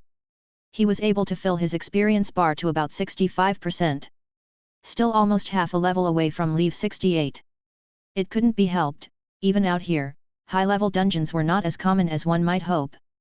Seth was no dungeon expert, but he had learned that the growth speed and limit of a dungeon were often dictated by its location. This was why high-level dungeons were more of a lucky find as they happened to be in a good location for growth. The third dungeon also only had a level cap of 60. These dungeons were nothing special, unlike the one where he met the horned ones. They posed no threat to Seth and also no great gain, but the bard took whatever he could get. With the golems he simply sprinted through them, gathering experience. After the third dungeon, he had finally reached level 68. The difference between a dungeon befitting or outperforming one's level and a dungeon below one's level was painfully obvious. They had been on the road for 5 days and it would take another 3 to reach the mountain city. Seth began to worry a little. He needed 8 ability points to level his spirit smithy, which meant he had to reach level 71. There were only 2 more dungeons on their way and only one was reported to house level 70 monsters. He began to doubt whether he could reach his goal on this journey. Still, he counted himself lucky to have this opportunity. Even if he fell short by a level and would have to wait for a chance to visit the dungeon in Delta, he was able to gain several levels in a matter of about a week. Without the arduous preparation of the chimeras clearing the way, this journey could have taken ages. Well, he probably would not have thought of the option in the first place. You seem a little concerned. Is there something bothering you? Azul, the previous chimera leader, talked to him, as he pondered about his options. Seth didn't have the habit to keep secrets from people he trusted. Following Mina's advice, he jumped at the chance to complain about what was bothering him. Can't you just look for a few other dungeons in the mountains? Why would you restrict yourself to those that are on the path? The chimera mumbled. Seth looked at her in bafflement. Of course. These were not the only dungeons in these mountains. And he didn't even have to look for them himself. Right, I could ask Una and Tirlach to look out for some. Great idea, Azul, he praised the chimera. Who would have thought that a new perspective would bring a solution to his worries? He could just farm the mountains until he reached the level he needed. Said and done, the blacksmith asked the horned humanoids to look out for dungeons when they were running around and scouting the area. He didn't know whether they misunderstood him, but they quickly found a dungeon soon after he asked them. As if they had specifically searched for one. That was quick. Seth said in surprise when they suddenly came to report. Tirlach was scratching his cheek. To be honest, it's because we knew where to look for, he admitted. The dungeon they found was a now ancient ruin they knew from their time. Having grasped the fundamentals behind dungeons, they gave it a visit just in case. It was not too far away from their planned route. According to the 2 horned ones, these mountains were once a lot warmer and the valley they led the expedition to was once a lush marshland. The ruin they led him to was once a small temple. However, now only the foundations could barely be seen. There were also some broken pieces of columns in the vicinity. In the middle was a blue whirling disc standing in the air above the broken temple's foundations. The dungeon in question was the kind of rift or portal dungeon. Seth pondered for a moment, whether to enter the dungeon or not. The problem was that he had no information about the inside of the dungeon. These portal dungeons were tricky because sometimes they could have a condition to leave them. He had heard that Y-City was actually working on technology to measure the dungeon's max level and scale from the outside, but he clearly didn't have such a thing with him. The golem recorder he threw into the portal stopped broadcasting the moment it went through. In the end, the blacksmith still decided to enter the dungeon. He really wanted to finish leveling up with this journey, and even if the dungeon housed high-level creatures, it was a bonus. Since these rift dungeons often led to small dimensions, there would be no size restriction, like in the narrow dungeons before. He would be able to freely release the bigger golems. In the worst case, Seth still had Puffles and Python. There were also Tatzel and Ceres. The blacksmith had tested the Spear of Bitter Mercy in the last dungeon and had to admit the elemental's power. The Oathguard were setting up tents. Una and Tirlach had bought them a lot of time by cleaning their travel path, so the expedition decided to camp nearby and wait for Seth to finish the dungeon. Everyone appreciated the chance for a break. When I don't return within 24 hours, contact Alzalsar and continue with the expedition, he told Lydia. Are you sure we shouldn't follow you in? Lydia asked a little worried. Seth's eyes wandered over the Oath Guard, Team 3, and the horned humanoids. No offense, but when I really get in trouble, none of you would be able to help. If it's something I can't deal with, you have to call Alzalsar, he answered honestly. Lydia frowned but seemed to understand what he meant. She could only unwillingly accept that if the blacksmith got into trouble, it was above their power level. After instructing Lydia and Team 3, Seth brought out the golems and entered the portal. For a moment he felt the freezing void crawl across his skin, similar to how the travel through the pathworks felt. What greeted him was warm, humid air, that hit him like a wall. He had just left behind the freezing cold mountains and stepped into a tropical climate. What he saw immediately reminded him of what Una and Tirlach had said. Warm, wide marshlands. What Seth stepped into was a wide area of wetland, swamps, and water. He stood on a patch of elevated dry land, with a small grove of trees on it. The smell of fresh rain, vegetation, and a hint of swampy decomposition filled his nose. The portal he had just stepped through was nowhere to be seen. Ding! You have received the dungeon quest Pest Control. So it was one of those with a specific requirement. Pest Control. The marshlands have been overrun by a special breed of birds. Kill the bronze birds that plague these marshlands. 0/300. Reward, Return Portal, Dungeon Chest. Seth looked at the expansive landscape of marshes, swamps, and sparse trees. 300 birds. This could take a while. Chapter 493 Stymphalian birds? Their armor is really thick, Seth commented while he watched the golems fight a swamp crocodile. The quest spoke of the bird plague, but they were far from being the only creatures that lived in this dungeon. One of them was these swamp crocodiles. They were tough as a nail, comparable to the statues in the Lover's Cave. But they were good prey since they were normally alone and ranged around level 70. They were not hard to fight for the group of golems and gave Seth a good chunk of experience per kill. These were also the first mobs on this journey Seth found worthwhile to collect. When he brought them back, he could hand them over to the hunters in Mina's March. Their tough hide would make a great material for leather armor. Seth didn't enjoy his time, despite the good source of experience. Mostly because of the sights these marshlands offered him. None of the beasts here were pretty, but the worst creatures he encountered in the swamp were probably the bloodflies and the giant leeches. The latter made the blacksmith summon one of the monkey golem knights and sit on its shoulders. Although the big golem started sinking into the soft ground under its own weight, it gave Seth ample distance from the water's surface. Giant leeches were literally giant, they were so long that they could raise their fat, black, and slimy bodies up above the water. If they did so, it brought their stinky circular mouth full of razor teeth at eye level with him. Even the rotten breath and decomposing face of an undead were a prettier sight than that. The worst part was that they had powerful stealth skills. They could simply sneak up on their prey, unseen below the shallow water surface. Seth had been jump-scared several times before he got on a golem. He would have used an even bigger golem to get further away from the water, but he had none. Most of the big golem stayed buried under the broken cliff. Since the blacksmith lacked a handy way to remotely collect his golems, he had to leave them. His connection with them was cut off after he returned to Krina. Sitting on the 8-meter-tall golem, the only annoying creature that could get to him were the blood flies. These giant, loud, and numerous insects with something like a scorpion stinger to extract blood, flew all around the swamp and were extremely quick. The only positive about them was that they could not sneak up on him.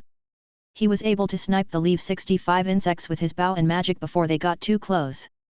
Overall, the dungeon had an average level of 70 and didn't stand out from the other dungeon on the route.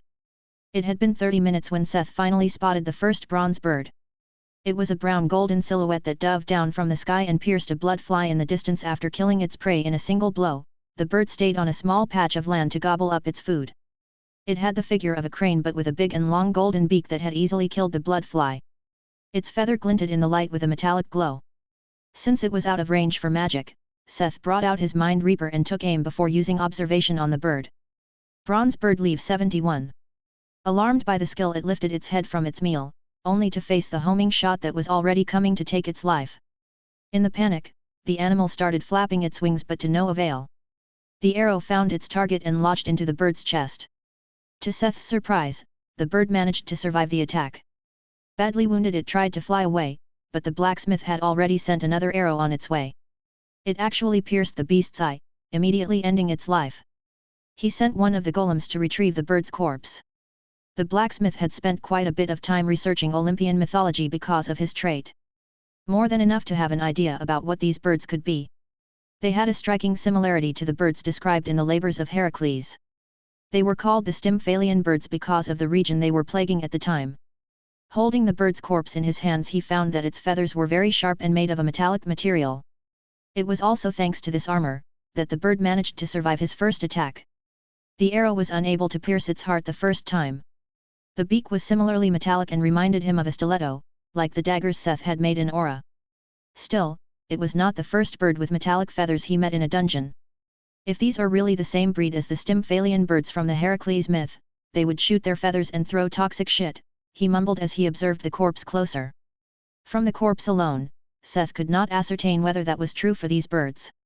The feather did not seem easily detachable. As for the toxic shit, he didn't really want to check on that. He would have to fight them, and this was where he saw a problem. The bird's reaction was to flee from him, not to fight. It would be a pain if he had to hunt them all down like this. And it would probably take days. How did Heracles do it, Mom? Tatzel asked curiously. Well, he found their colony and got help from a goddess who gave him a pair of instruments that scared the bird to fly into the air. The hero could then simply shoot some of them down, while the rest ran away, never coming back, he explained to the snakelet. It was here that Seth realized that he had not thought of the possibility of a nesting ground. He had approached the problem thinking of killing them one by one. Still, this method didn't work for Seth. He needed to kill a specific number to get out of the dungeon, not scare them away. The Great Me could weave a net to catch the bird, then they couldn't run away. Puffles suggested. True, if Seth managed to find their breeding grounds and they threw a giant net over them, then they would be unable to run away. Why would you need a net, when you also have a magic instrument? Sing the birds a lullaby and leave it to the golems to finish them off. Ounce interfered with Puffles' glorious suggestion. Seth couldn't help but agree. If he could use music to make the birds unable to flee or defend themselves, it would be even better than catching them in a net. Through his connection with Puffles, he could feel that the Ivisor was a little sulky that his idea was disregarded. Not enough to voice it out loud, but enough for Seth to notice. Okay, I think we have a good plan here. We will first have to find the nesting grounds if there are. I will try to use music to disable them, and if that doesn't work, Puffles will be ready to throw his net. Seth summed up their ideas. He could feel that he had successfully calmed the nightmare centipede. All that was left was to hope that these birds actually had such nesting grounds and to find them. They didn't know how big the marshland was, which made it hard to look for it as a single team. Even if Puffles started flying around. It was a good thing that Seth had learned a few things in Krina and also brought back some stuff. The blacksmith released a swarm of recorder golems to scout the swamp.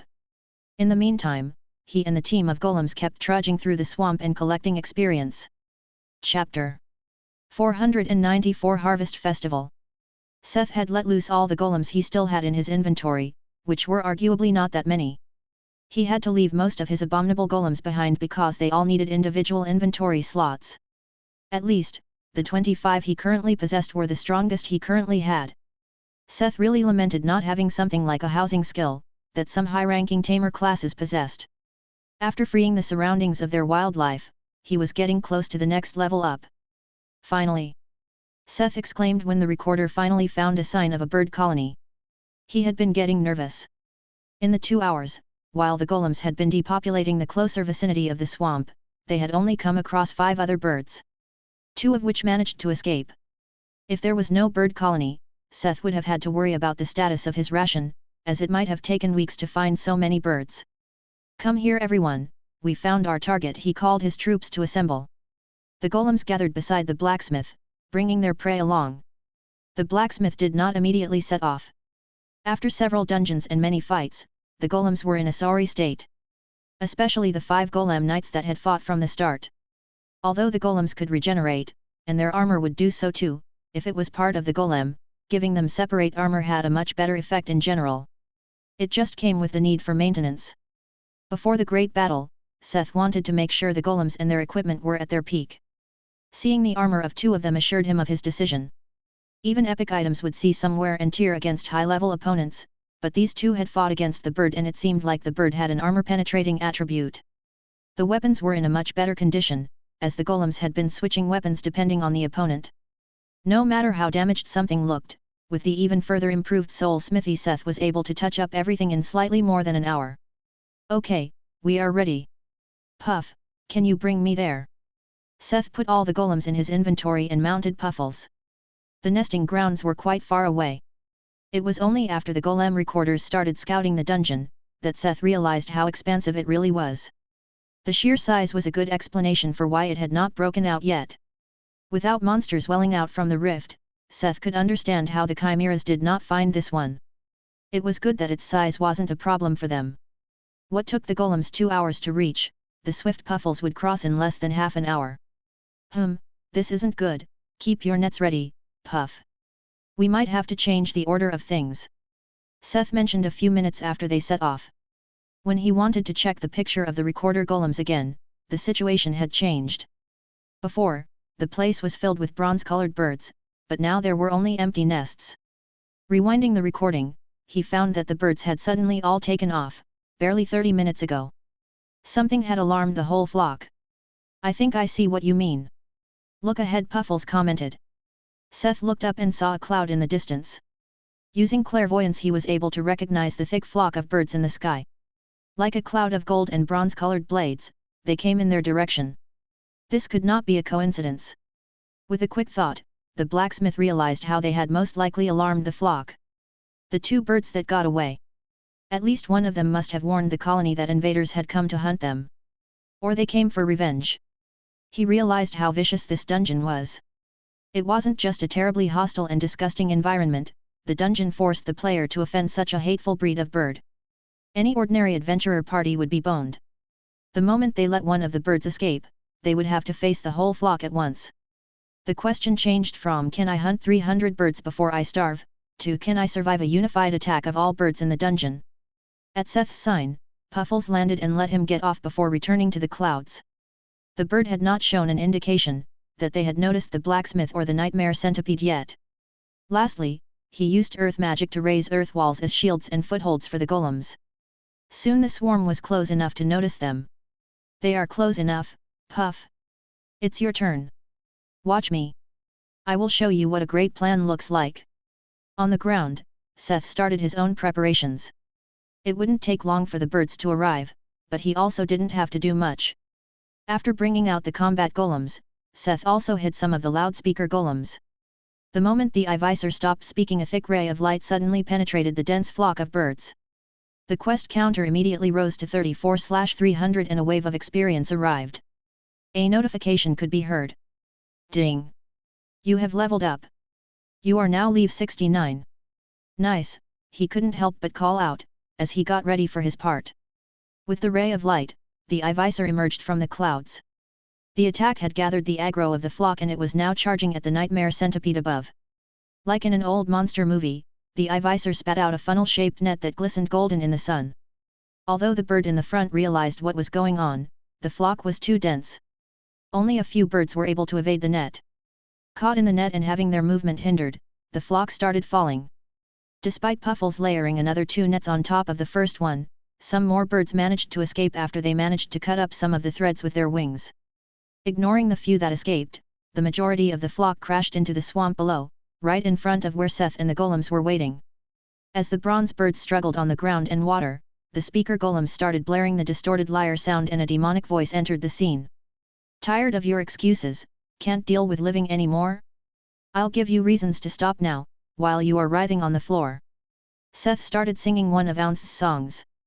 The idea of making them sleep was out the window the moment it was clear that they left the nests.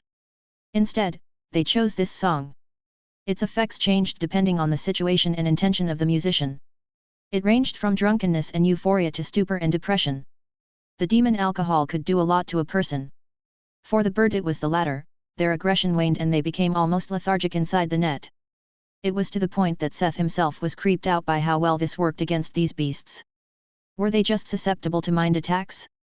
You shouldn't belittle yourself like that, you also improved. On top of that, it's me playing my music, the lyre praised the bard and itself. The demotivated birds didn't even put up any resistance as the golems started butchering them. What confused Seth was, that there was no boss among them. No dungeon boss, no elite, no alpha bird. All of them ranged between level 65 to 71. While he was singing, he handed one of the golems the spear of bitter mercy. Seeing how the birds were dunked in water and partly made of metal, the storm elemental's lightning attack would help quicken the process. Soon the silhouette of a lightning bird appeared on the field of slaughter. What is this? The elemental was confused, seeing all the birds on the ground, waiting for their execution. Don't ask, just start helping take care of this mess, Puffles scolded it, as Seth didn't have the time. He had to sing. It didn't take long for lightning to strike the birds. Seth almost felt pity for the birds, but it couldn't be helped. Seth's experience in the quest counter quickly shot up. When the quest counter reached 300, they were not done yet, but a chest and a return portal appeared beside the blacksmith. However, the slaughter went on, until finally. Ding! You have leveled up. You are now level 70. Chapter 495 Permit of Hades. Ding! You have unlocked new class skills. Please check your skill window. Ding!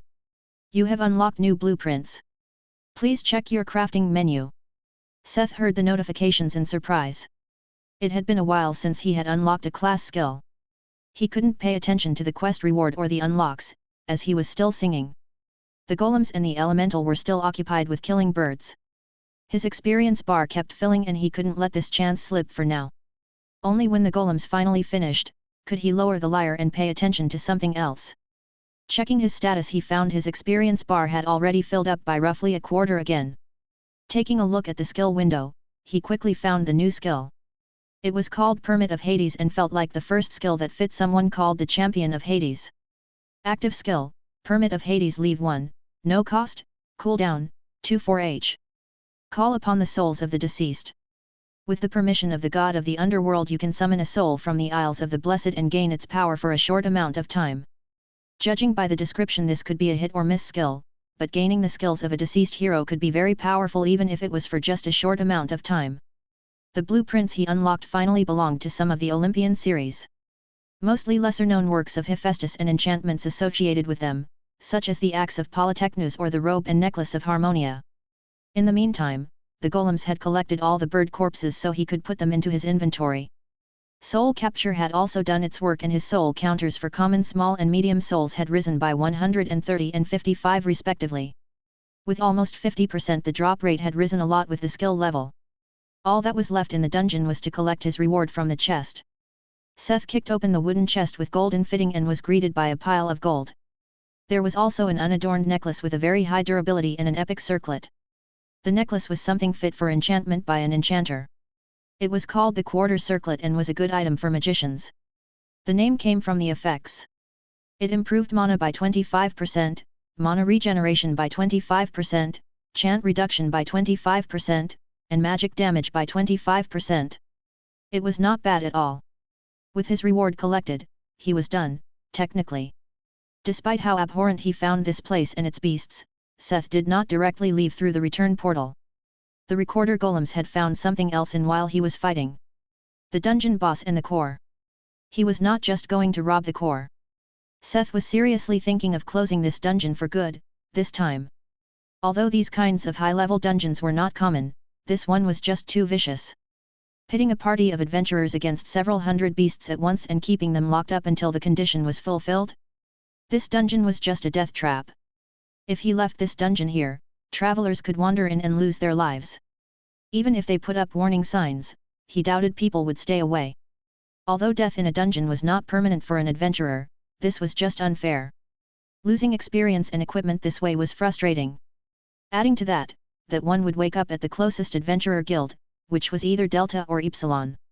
Having stored the dungeon reward and the bird carcasses, he got on Puffles' back and they flew in the direction of the unwitting dungeon core. Please wait. Why are you coming this way?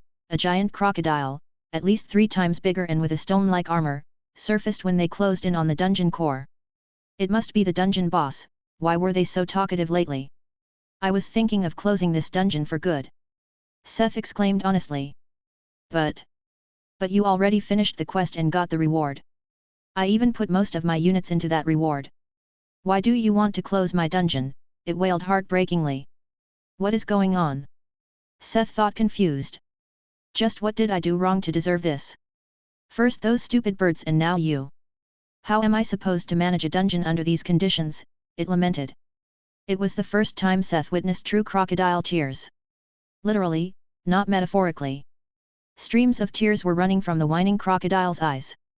Pathetic Puffles commented. The blacksmith could awkwardly stare at the menacing crocodile, that was throwing a depressed tantrum. Despite having ample experience with small fairies throwing a tantrum, he was clueless about how to react to a giant crocodile doing so.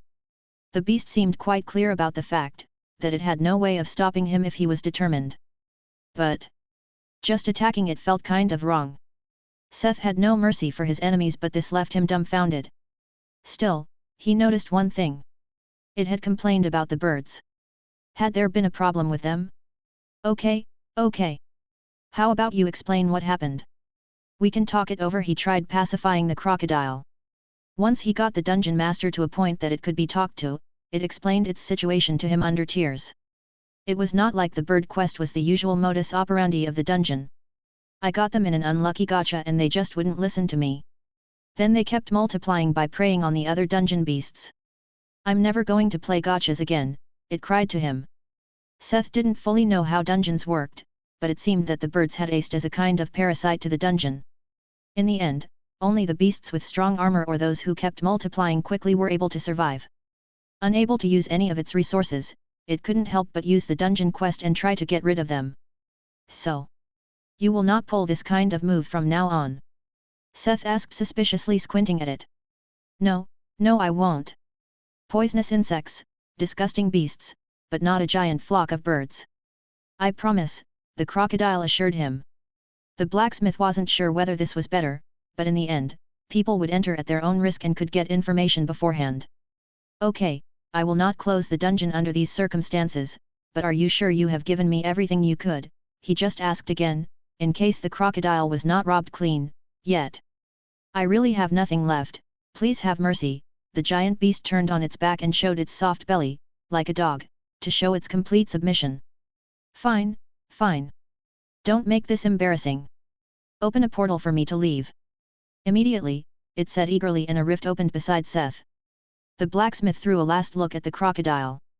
Killing it wouldn't be enough for the last level up, leaving it in charge of the dungeon, for now, was the better option. Seth returned to the cold mountains, where everyone was waiting. After leaving the almost tropical swamps, the cold was quite refreshing. He pondered what would happen to those swamp beasts if the dungeon ever broke out. Could those things survive in a harsh mountain climate? You seem satisfied with our find, Tearlatch spoke to him. I was true, Seth couldn't help but feel good for now. This was one more dungeon they could add to the trade route and he was almost finished with leveling up. Hopefully, the next level of the spirit smithy was really the golem forge that series described. Returning to the camp, he was met with mixed emotions. Don't worry, we will camp here until everyone is rested before we continued, he assured them, which lightened the mood. In the end, he had only stayed for a few hours in the dungeon and everyone was a little worried that they would set off, just after setting up camp. The expedition rested for a good while before everyone got back on their mounts and they continued on their way to the mountain city. Chapter 496 Rented Golems? The two horned ones did find a few more dungeons, but the expedition only marked them on a map. If everything worked as planned, taking care of the dungeons would be a task for the next expedition Minasmar would send along the trade route. Because the little break they took had put them back on time and Lydia decided not to make any more unplanned stops. Especially since Seth agreed with her. He was sure that the planned dungeons left were enough for him to reach Leave 71. Una and Tearlatch kept their promise and never harmed Karina. They talked with her a lot and observed her attentively during the periods when she nurtured the hanging tree's offshoots. Things were going well. Quite often Karina would suddenly halt and stare in the distance. When asked what happened she would answer things like, one of the offshoots just hunted prey or one of the branches just had a big meal. According to her, their idea was working. The hanging trees they had raised were already happily hunting and growing, returning more energy for further growth to the network. She would only halt when one of the trees was locked in a serious battle. The dungeons of a lower level on the journey were no problem to Seth, he would often finish them long before Karina was done with erecting another tree. The blacksmith used the time to work on some more items. Although working in the middle of the mountains was not optimal, he noticed that he slowly got closer to perfecting the silver weapons. Something to note was, that the only enchantments he used were forging ballads. He specifically used ballads without any attributes, like those that increased durability, attack power, or one he was especially fond of, one that could increase the skill damage. There was a simple reason for this. One could say they were blanks for improving his etching and engraving skills. It was not about the functionality, but Seth found that his enchantments were not always pretty. This was also something a craftsman should keep in mind. Just because the enchantment would function, didn't mean it was not important where and how it was placed. He had learned the basics for this and how to hide the enchantments in decorative engraving, but he never truly practiced it. It was all to consolidate his basics and build a firm foundation. On one hand, there was his pride as a craftsman, but there was also the thought of the Olympian enchantments and blueprints. Back then he didn't have the time to care, but the power of the enchantments and items was also based on the approval of the deity. The better the item was, the better the result. The improvement of his practical skills also translated to his soul forging and also improved the effects of his soul infusion. On the third day after the swamp dungeon, they reached the next Leave 70 dungeon. Similar to the one from Una and Tirlach, this one was also a natural system of caves. The opponents inside were a tribe of high lizardmen. Interestingly enough, Seth had heard that, like orcs, high lizardmen could be met as dungeon mobs and as players. This meant that they possessed the basic requirements to be players in the system. From the rumors Seth heard, this discrepancy was because of their origin. The mobs in dungeons often came from worlds without the system and appeared in dungeons because of the dungeon god. On the other hand, it could even hit ambiguous existences like Alzalsar.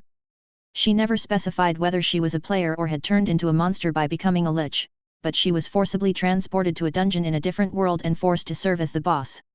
She never talked a lot about her time in the dungeon or her time before the dungeon. The point was, that high lizardmen were strong and intelligent humanoids that were able to use equipment and magic with strategy.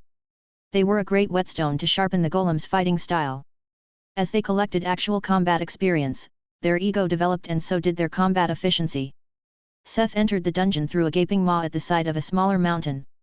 It really was what one would expect of a dungeon entrance. Past the tooth-like stalagmites and stalactites waited only in thick blackness. Like with every dungeon, one could not see inside from the outside. Only when he entered, did the blackness recede and gave free the view of a dimly lit cave. There were torches here and there were other signs of habitation. A smoothed ground and patterns carved into the walls. The blacksmith brought out the 5 golem knights he wanted to raise and started to explore the dungeon. They didn't have to walk far to find a group of lizardmen that were talking in a mix of croaking and hissing. High Lizardman Warrior Leave 69. Observation alarmed the troop, but the golems were already in formation. Seth did not start a surprise attack, as he wanted to see how the golems would fare against the intelligent opponents. Both sides were evenly matched if it wasn't for the difference in equipment when it came to the golems. The balance quickly in favor of the golems as they cut down the lizardmen after a short struggle. The experience gain was okay, but the drops were a little lacking.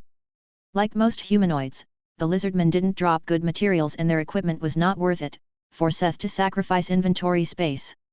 He could only sigh when he picked up 2 medium souls. He had already collected a bunch of medium and some small souls in the previous dungeons. What he had hoped for, were some uncommon souls from these more intelligent creatures. The blacksmith lamented the lack of souls with an aptitude for a job that had to do with magic. Those were rare mostly because beasts seldom learned magic. Seth really hoped for some souls with the qualification to become a mage, as he lacked golem casters. It was what the golems needed to make up a functioning party, as he was currently the only mage. They continued on and came across several more small groups when they finally found a group with a lizardman that wore robes covered in script and a staff in his hand. This had to be a shaman. Seth planned his next step thoroughly. Not really. The bard decided to take this into his own hands. He wanted to harvest that soul, which meant that he needed to get to the shaman before it died. 2 fire lances immediately burned down 2 lizardmen. Before they could react to the attack, the cave was filled with a thick sandstorm that extinguished the few torches. Only screams could be heard in the impenetrable sand. The lizardman caster had just started chanting something, when the dark glinting tip of Seth's giant's rod, clad in fire, pierced his chest. Its primeval scream of pain and anguish filled the blacksmith's ears, as its chest cavity was flooded by fire. At the moment, when it was about to die, the spirit blacksmith grasped its soul and ripped it out from its body. In a matter of seconds, he had killed the group of lizardmen and harvested the caster's soul. Healer's soul, medium, uncommon, crafting material. The almost complete soul of a high lizardman with a small talent for healing magic. A healer, not a mage. Seth thought to himself in surprise. A healing golem? This was not quite what he wanted. Maybe he could use it for an item, or, a golem healer could be quite popular if he were to rent it out. There were not many players that chose healing classes, despite the importance of healers for parties. Healers also often lacked in physical skills, which made them an easy target. A golem with healing powers would have none of the weaknesses while keeping all the strengths. It was an interesting thought, but not appropriate for the situation. Stashing away the souls, he continued deeper into the dungeon, followed by his golem party. Chapter 497 Golem Forge. Say, Uncle. How much of the power of a champion did he inherit through the class? Hephaestus asked Hades beside him. The blacksmith god was sure that it took quite a lot of dedication for a champion to gain this many skills from someone like Hades. How had that dwarf gotten so far with his uncle? To the point that his successor was able to inherit the permit of Hades. Oh, don't worry, this is the second to last, he said with a sardonic smile playing around his lips. Isn't this too much? Seth broke out. The blacksmith did not speak but nodded affirmatively. What are you two on about? Look at you, didn't you push him on the path of a bard? And you, Hephaestus, do you really have a reason to be unsatisfied? His path is closest to yours, look at him bringing people and creatures back to life. Hades scolded the two with a calm voice. Seth fell silent, while Hephaestus leaned back with a small smile. His uncle was right. Even though small Seth had not chosen his preferred second class, he was effectively following in his footsteps. It was a shame that the Lich had denied the title of Pandora, the little blacksmith could have profited a lot from that. He couldn't help but smile when he thought of the future. If Seth kept going at this pace it wouldn't be long for him to unlock more of the god's own works.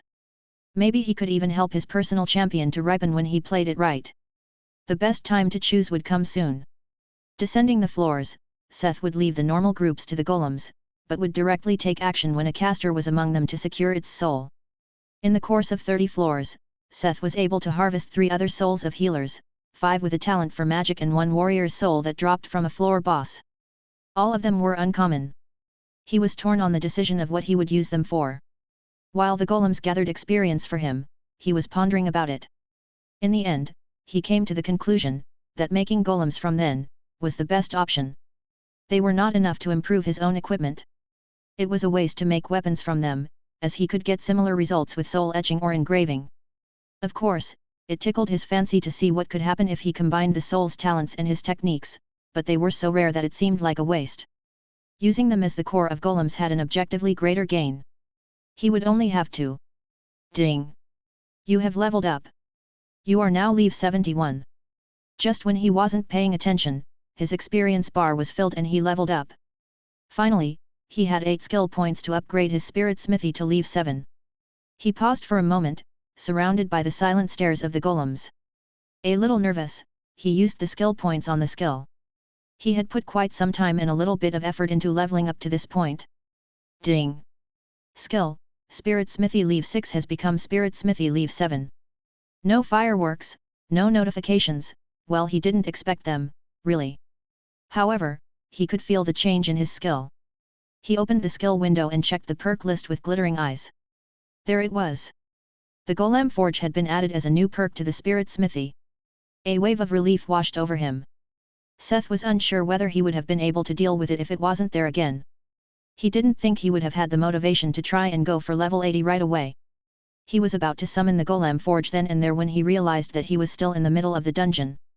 There were still 15 floors to go before they reached the end, according to the report. He cleared his throat and looked at the golems, waiting and staring in silence. Let's continue, he said awkwardly, giving the sign to march on. The groups of lizardmen slowly rose in level, but the composition of enemies had not changed. It was always a small group of high lizardmen, sometimes with a healer or caster, not of the time just made up of warriors. However, when he went to loot the corpses of the next group they encountered. Before the corpse vanished, depositing the loot in his inventory, he suddenly heard a mechanic voice. Checking minimum requirements. Blacksmith, craftsman check. Enchantment, craftsman check. Advanced reinforce, craftsman check. Energy circulation 3, fail. Unlocking storage function, denied. What? Seth exclaimed in surprise. Did you hear that voice, too? He asked Puffles and Tatzel, but both denied. Are you okay, Mom? Maybe you should take a break, Puffles offered as if Seth wasn't already lazying around in the back while the golems did most of the work. He was sure that he wasn't crazy. If those two didn't hear it, then maybe? Thinking of what the voice had said, Seth listened into himself. It had checked his forging skills. In relation to that he could only think of the golem forge. It was the only thing that changed. It seemed like the golem forge tried to unlock one of its functions before Seth even summoned it for the first time. Remembering the skill check, the only thing he lacked was energy manipulation 3. The blacksmith's energy manipulation 2 had reached level 9 some time ago, thanks to his work with the bones of Python and the other golems. Checking the time, there was still a good amount on the schedule. Since the golems had been gaining strength all the time, they were now able to quickly overwhelm even high-level intelligent mobs like the High Lizardman quickly. Should he try and raise his energy manipulation 2 before continuing? The problem was whether he had enough material to use the skill on. Seth was sure that it was close to leveling up, as the skill had been level 9 for a while after he finished Python. But he also had to admit, that the 10th level of a skill was usually another step harder than the normal ones before. Still, he wanted to try. The function had to do with looting, and Seth felt like he was losing out on something if he just finished the dungeon now and only unlocked the option later. Even if simple grinding wouldn't be able to achieve it, he wanted to try. Checking his inventory, he searched the miscellaneous materials he had with him, that would require energy manipulation to process them. He sighed when he saw the mess that had accumulated in his inventory. There were a lot of boxes of things he had recently used or used regularly. But there were also many of the stuff he had not used in a while or had even forgotten. Inside the boxes, he found the last wyvern fang from Torah. He also found some minotaur horns that were in the same chest as the leather he had used for the handle wraps. The beak of a terror bird he had looted from a dungeon once. He even found a bunch of metallic eagle chief's wing feathers. They were not fit for what he wanted to do, but these were the ones that the bronze birds reminded him of. In the end, he did not find much else. He had gotten used to using the storage in Minas Mar and did not always carry everything around with him. The blacksmith made sure to have a pile of every good metal, wood, and some leathers, but why would he carry bones or horns with him all the time? A few rare materials were better than nothing and Seth didn't worry about it too much. The blacksmith was more occupied by the question of what he should make out of them. Something that will challenge the energy manipulation. He pondered. He kept flipping through his catalog of blueprints for ideas, before deciding on his further actions. Although it meant that Cerberus would have to work on a normal smithy, Seth summoned his whole workshop then and there in the dungeon. Among the crafting stations was also the golem forge. It was a huge blocky machine.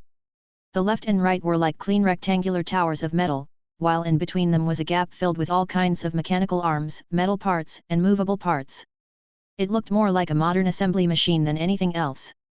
There was a control display hovering on the left side of the forge.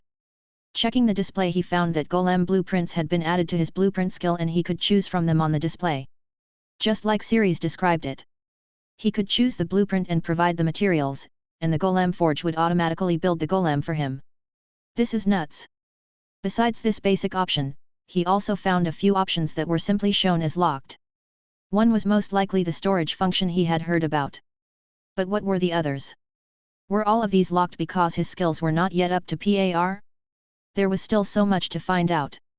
Motivated more than ever, Seth started forging in the middle of the dungeon. He didn't have a lot of time, which was just more reason to hurry and begin. Chapter 498 Labries and Sagaris. The first items he brought out for forging were 6 minotaur horns. The most fitting weapon he had chosen to make from these was called Sagaris. A Sagaris could take on the form of a battle axe, a warhammer or a warpike at times. It was great for something like the horn of a minotaur and had a place in Olympian myths. However, although these were the most fitting, Seth wanted to try something else first. What he wanted to try first was the signature weapon of a minotaur. A giant, two-headed axe, too big to be wielded by ordinary men. Although he could give it to one of the bigger golems later, his reason was purely that he wanted to make one. What was the point of being a blacksmith that could make technically everything and not joke around a little? But it wasn't all for the laughs, this was also a greater burden. Turning the curved bullhorns into 2 flat axe blades was a process that would give him a good amount of proficiency. Working with monster materials required a blacksmith to not only possess precise energy manipulation. Every material was different, but a basic rule was that the higher the rating of the material, the more mana it would take to process and reinforce it. Along with the huge amounts of mana, the energy manipulation itself fed on mental energy. This was why smiths specializing in this kind of work also had to put their attribute points into intelligence and willpower. Thanks to his various passive buffs and his stat distribution, this was not that big a problem for the spirit blacksmith. Standing in his smithy with 2 of the big horns placed on his anvil, Seth took a deep breath and concentrated on his energy flow, connecting it with Karen's obel in his hands. He had to be careful not to activate the hammer option. As Seth wanted to train his energy manipulation too, he sustained from using the hammer option that allowed him to forge any material at the cost of mana. Using the hammer as a medium, he began driving his mana into the horn. Hit by hit, he infused the horn with his mana and slowly made it malleable until he could forge it like hot metal. The blacksmith started by straightening the bent horn before slowly drawing it out into the rough shape of an axe blade. After flattening and refining the shape a little more, Seth did the same with the second blade. By the time he finished these 2 parts, he was covered in sweat. Working without the hammer's function and the anvil's improved crafting speed took more from him than he thought. All the while singing the Ballad of Decay, in addition, tired him out a lot. Because of that, he took a break before continuing with finishing the head. Seth knew that he used the decay effect often, but it was a great ballad in his opinion. To connect the 2 individual blades, he brought out an ingot of Olympian silver. He started off, as he would for an ordinary axe, by punching and drifting a hole for the handle. Instead of turning the material to the left and right into blades, he split it and used the as fitting for the horn blades. Using energy manipulation he was able to meld these very different materials together as if he welted them, ending up with a very clean look from the outside and a reliable structural strength for the axe head. The shaft for the giant axe had been graciously donated by Karina, who was able to create naturally grown staffs. Seth had made sure to have a good amount of those for various weapons. The hanging tree's wood was surprisingly dense and sturdy and satiated to the brim with magic. The rare wood was great for the shafts of pole arms. With the fitting of the axe head on the shaft, he got the system's notification that there was a synergy with his trait and that the weapon was finished. He had not actually expected this and it was not the most surprising. Sacrilegious Labries. Epic. Physical damage, 2000. Mag damage, 700. Durability, 2800. 1 plus 45% additional damage in dark places. 2 plus 80% additional unholy damage. 3 plus 40% skill damage. 4 plus 25% magic damage. 5 active skill, Unholy Slash. 6 passive skill, Grievous Wounds. 7 passive skill, Strength of the Minotaur X. 8 active skill, Cleave. A ceremonial axe from the Minoan culture that was defiled as a weapon by King Minos' darkest secret, the Minotaur. By creating the defiled weapon from the descendants of the beast, craftsman Smith has brought a sacrilegious weapon that should not exist. Requirement, 300 strength. Considering that the axe still had no enchantments, it was very powerful. But what Seth really surprised was the correlation between King Minos, the Minotaur, and its signature weapon. The blacksmith had not known that the giant double-bladed axes that Minotaurs often carried in dungeons and labyrinths had such a cultural background. Especially not one so strong, that it would activate his trait and change it into a kind of unholy weapon with no less than 4 skills. Passive skill, Strength of the Minotaur X was the stronger version of the skill on the sanguine weapons, adding 50 to strength and endurance of the user at a mana cost of 20 per minute. Passive skill, Grievous Wounds were the effect of the Ballad of Decay, causing wounds to be harder to heal and fester quickly. Active skill, Unholy Slash was an energy slash that dealt 150% of the weapon damage as unholy damage. While Cleave was relatively self-explanatory from the name. What made him ponder was that it actually had less additional magic skill damage than the sanguine weapons, despite using more Minotaur materials. His only explanation was that this was most likely because the hanging tree's wood was lacking compared to Olympian silver. If Seth were to infuse a soul in addition, there was a good chance for the first 2 passive skills to become permanent options. Together with enchantments, Seth could see it becoming a relic if he finished it later. He opted to maybe get his hand on a Minotaur's soul before he finished the axe. For now, he wanted to grind his energy manipulation, which had gained a good amount of proficiency as expected. If he kept going like this, he saw a good chance to upgrade the skill within the next hours. Next, he made a sagaris from one of the horns. It was an axe-style sagaris with a spike on the opposite side of the blade, similar to a fire axe. Horn sagaris. Rare. Physical damage, 1400. Durability, 1800. 1 plus 25% skill damage. 2 plus 10% magic damage. 3 active skill, Wind Blade. 4 active skill, Cleave. 5 passive skill, Strength of the Minotaur ++. 6 passive skill, Grievous Wounds. An ancient axe style recreated by craftsman Smith. The element of wind was imbued into the weapon through special means. Although it was good weapons, Seth's expectations were betrayed. Unlike the Labries, there was no reaction to his trait.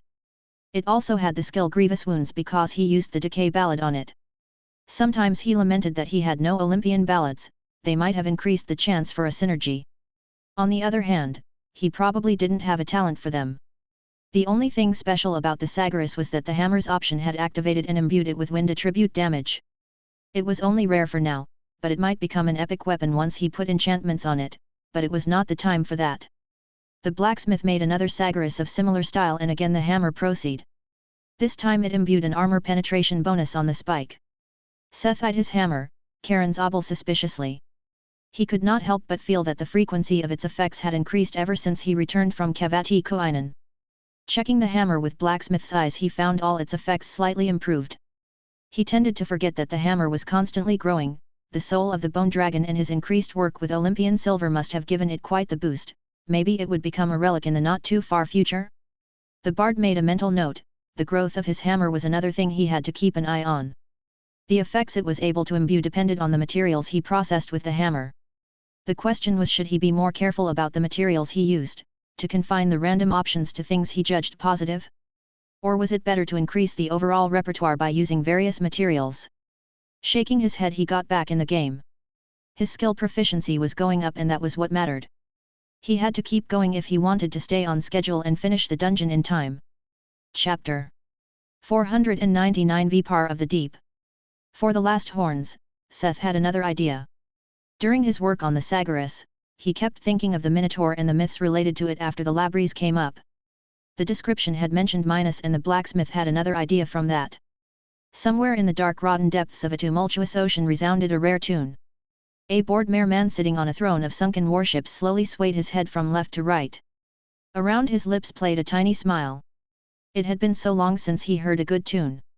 Singing the song that sounded like stormy weather and raging oceans, Seth smoothed the 2 remaining horns and forged their tips into 2 long and sharp prongs. Blackened by the demonic tunes, the 2 horns formed a U after he firmly connected them at their base. Seth had followed his hunch and used another forging ballad for this weapon. One he had not used often, as it didn't quite follow his own attributes. Calling upon the demon of the sea, Vipar, he was able to enchant the weapon with cursed water attribute damage. Interestingly enough, the same ballad was also able to enchant armor with the attributes of protection and healing, thanks to Vipar's varying abilities.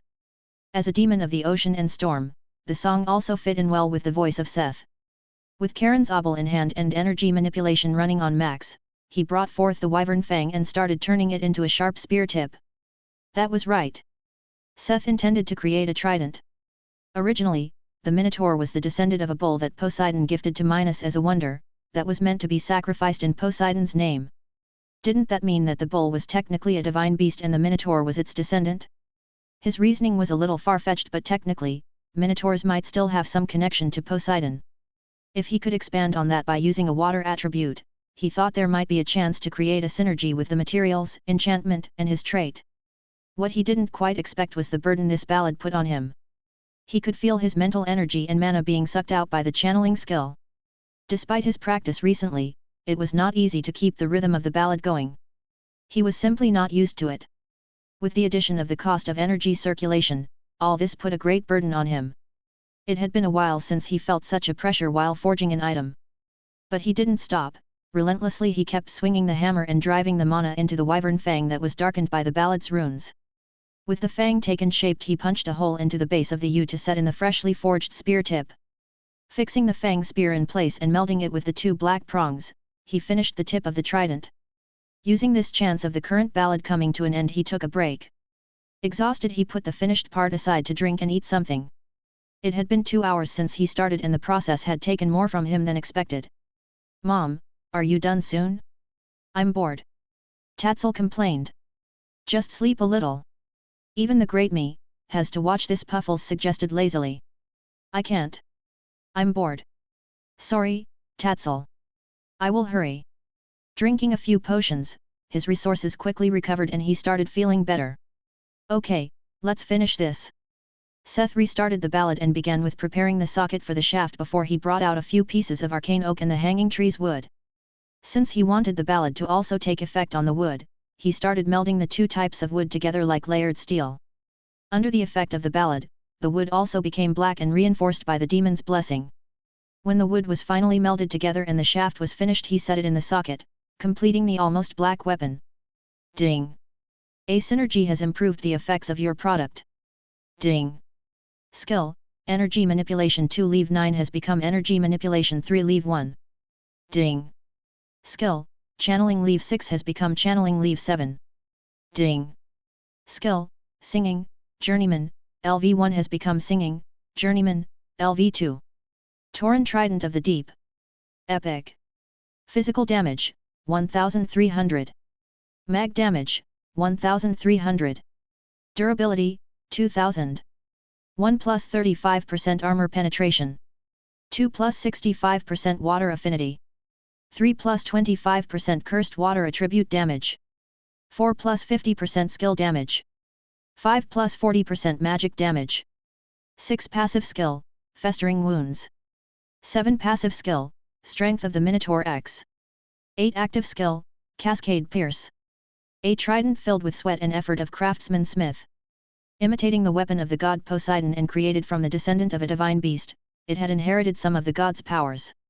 It is filled with a strong water attribute that has a trace of divine and demonic aura. Spear wielders and magicians alike would gladly use this weapon. Out of breath, Seth sat on the ground leaning against the anvil. It was not so much exhaustion, as the relief of having managed to upgrade his skill. Looking down at the trident in his hand, he couldn't help but smile. Slowly, he was getting the hang of how to trigger the synergy with his trait. It wasn't always something he expected or especially strong, but this time, it had a very satisfactory outcome. If there was any regret, then only that he would have a hard time to further upgrading it to relic later on, because of the already many different magic effects. But this was the only small complaint if any. If he looked at the skills, he could not help but think that just infusing a blank soul could already tremendously improve the weapon from what it was now. Passive skill, Festering Wounds, cost, 50 mana/minute. Cover the Tauren Trident of the Deep in a layer of cursed ocean water. Attacks will cause Festering Wound with a cursed damage over time effect, that will kill the target within 3 days. This was an effect of the demonic ballad and the power of Vipar. It was an effect similar to Decay, or the skill Grievous Wound, but there was a slight twist to it. The dot was not exactly strong, but because it was explicitly cursed damage, it would be hard for the victim to get rid of it within 3 days. Once Seth infused a big or massive soul into he was sure this would have no cost and technically be a permanent effect. As for the other skill, active skill, Cascade Pierce cost, 500 mana, cooldown, 5 minutes. Ground by the current. Shoot a concentrated current of water from the tip of the trident to cause water attribute damage with 25% additional armor penetration and 50% armor break. This was most like the effect of the connection with a smidgen of Poseidon's powers. Although the damage depended on the user's stats and that of the trident, with 60% armor penetration, adding the weapon's base effect, this was a wicked ranged attack, that even a non-mage could easily use. Maybe he could give this to Ray, the water mage from Team 1, once he infused a soul. Tatzel, you were bored, right? Yees. How about you go ahead with the golem, I will follow you soon. Okay, Mom, the snakelet called happily and jumped out from the pet space. Seth on the other hand stayed where he was and took his time to recover and pack away his workshop. A few minutes later he started following the trail of destruction to finally test the golem forge. Chapter 500 New Function. Checking minimum requirements. Blacksmith, Craftsman check, Enchantment, Craftsman check. Advanced Reinforce, Craftsman check. Energy Circulation 3, check. Unlocking Storage Function, successful. Seth followed Tetzel down the cave and soon came across the first group of decimated lizardmen. Upon touching the first corpse, he once again heard the robotic voice checking his skills, but this time successfully. The successful unlock of the storage function was followed by a simple window that opened and gave him a question. Do you wish to store materials in the Golem Forge? There was a list of options. One was not to store, the other was to store the looted materials, and the third offered for the whole body to be stored. Similar to all skills, he intuitively knew how the function worked. By his understanding, the storage function was a separate space connected to the Golem Forge where he could put materials to craft golems from. But it already had compartments to insert materials, so he did not quite get the sense behind it. Why did it have a separate space, and why would it offer to store the whole body? Just more space? Intrigued by the question, he chose to store the whole and summoned the Golem Forge to check what effects this had. The display was like a simple touchpad with a few writers and lists to choose options from. The Golem Forge offered the blueprints from his own blueprint skill, but also some preset function built into the Golem Forge. It took a few minutes before Seth found something that was not there, or he had not noticed the last time. Automatic customization. Checking for materials. Do you wish to add a golem core or a soul? The robotic voice asked him when he chose the function. Seth scratched his head, thinking for a moment. It was not really a question of whether to do it or not. But he didn't want to spend anything precious. Of the 7 lizardmen Tatzel had slaughtered, 3 had dropped a medium soul. Without much hesitation, he fused the 3 souls and stored them in the Golem Forge's storage space, before choosing the option again. This time the Golem Forge went to work. The 2 blocky towers on each side lifted off the ground and moved apart a little further. The towering sides also slightly unfolded, making the Golem Forge a head or 2 higher than it was before. The corpse of the high lizardman appeared in the widened gap, held in place by a mechanical rig.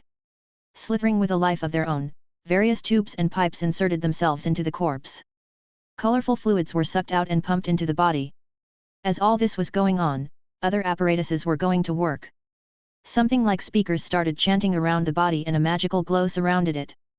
At first, he thought it was a forging ballad, but at a second glance, he realized this was enchantment. The magical kind an enchanter would do, not what a blacksmith could do. With the glow of mana, the forge started turning the lizardman into what Seth could only describe as a corpse golem. The body became desiccated and the appearance became twisted and artificial. It was not a pretty sight. The blacksmith had never felt like a mad scientist as much as in this moment when this wonder of technology turned a corpse into a brainless demonic beast, if he wanted to describe it a little crass. After the corpse turned into a flesh automaton, a special robotic arm holding the soul, inserted it, breathing life into the eyes of the automaton. All parts of the Golem Forge receded and the lizard golem's feet landed on the ground, standing straight. Compared to the original lizardman, that had a build similar to a muscular human, the product of the Golem Forge was very slender and elongated, more like a lizard monster. Please insert the product into the waters of Styx to settle the soul, the mechanical voice stated. With a dip in the waters of Styx, he got the notification that the golem was finished. Lizardman drone leave 55. Trait, unlimited stamina. Race, high lizardman golem. Age 0. Affiliation, Mar. Durability, 1000/1000. Mana, 500. Strength 260. Dexterity 170. Agility, 180. Intelligence. Willpower. Endurance, 300. Personality. Defense. Physical, 4000. Magical, 1600. Poison immunity. Mental immunity. Status anomaly resistance, 35%. Magic resistance 20%. Overall it was worse than even the first golem he handcrafted, but it was not terrible if it just didn't look so disconcerting. Even Puffles was speechless about what happened just now. Seth could only feel that Puffles was unwilling to look at the drone any longer.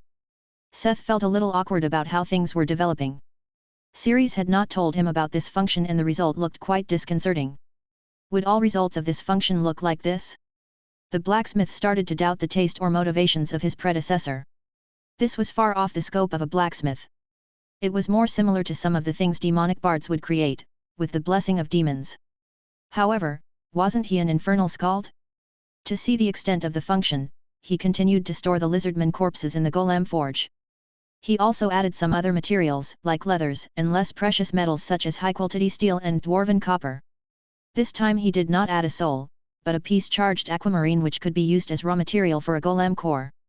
Theoretically, the crafting station should have been able to also make golem cores automatically.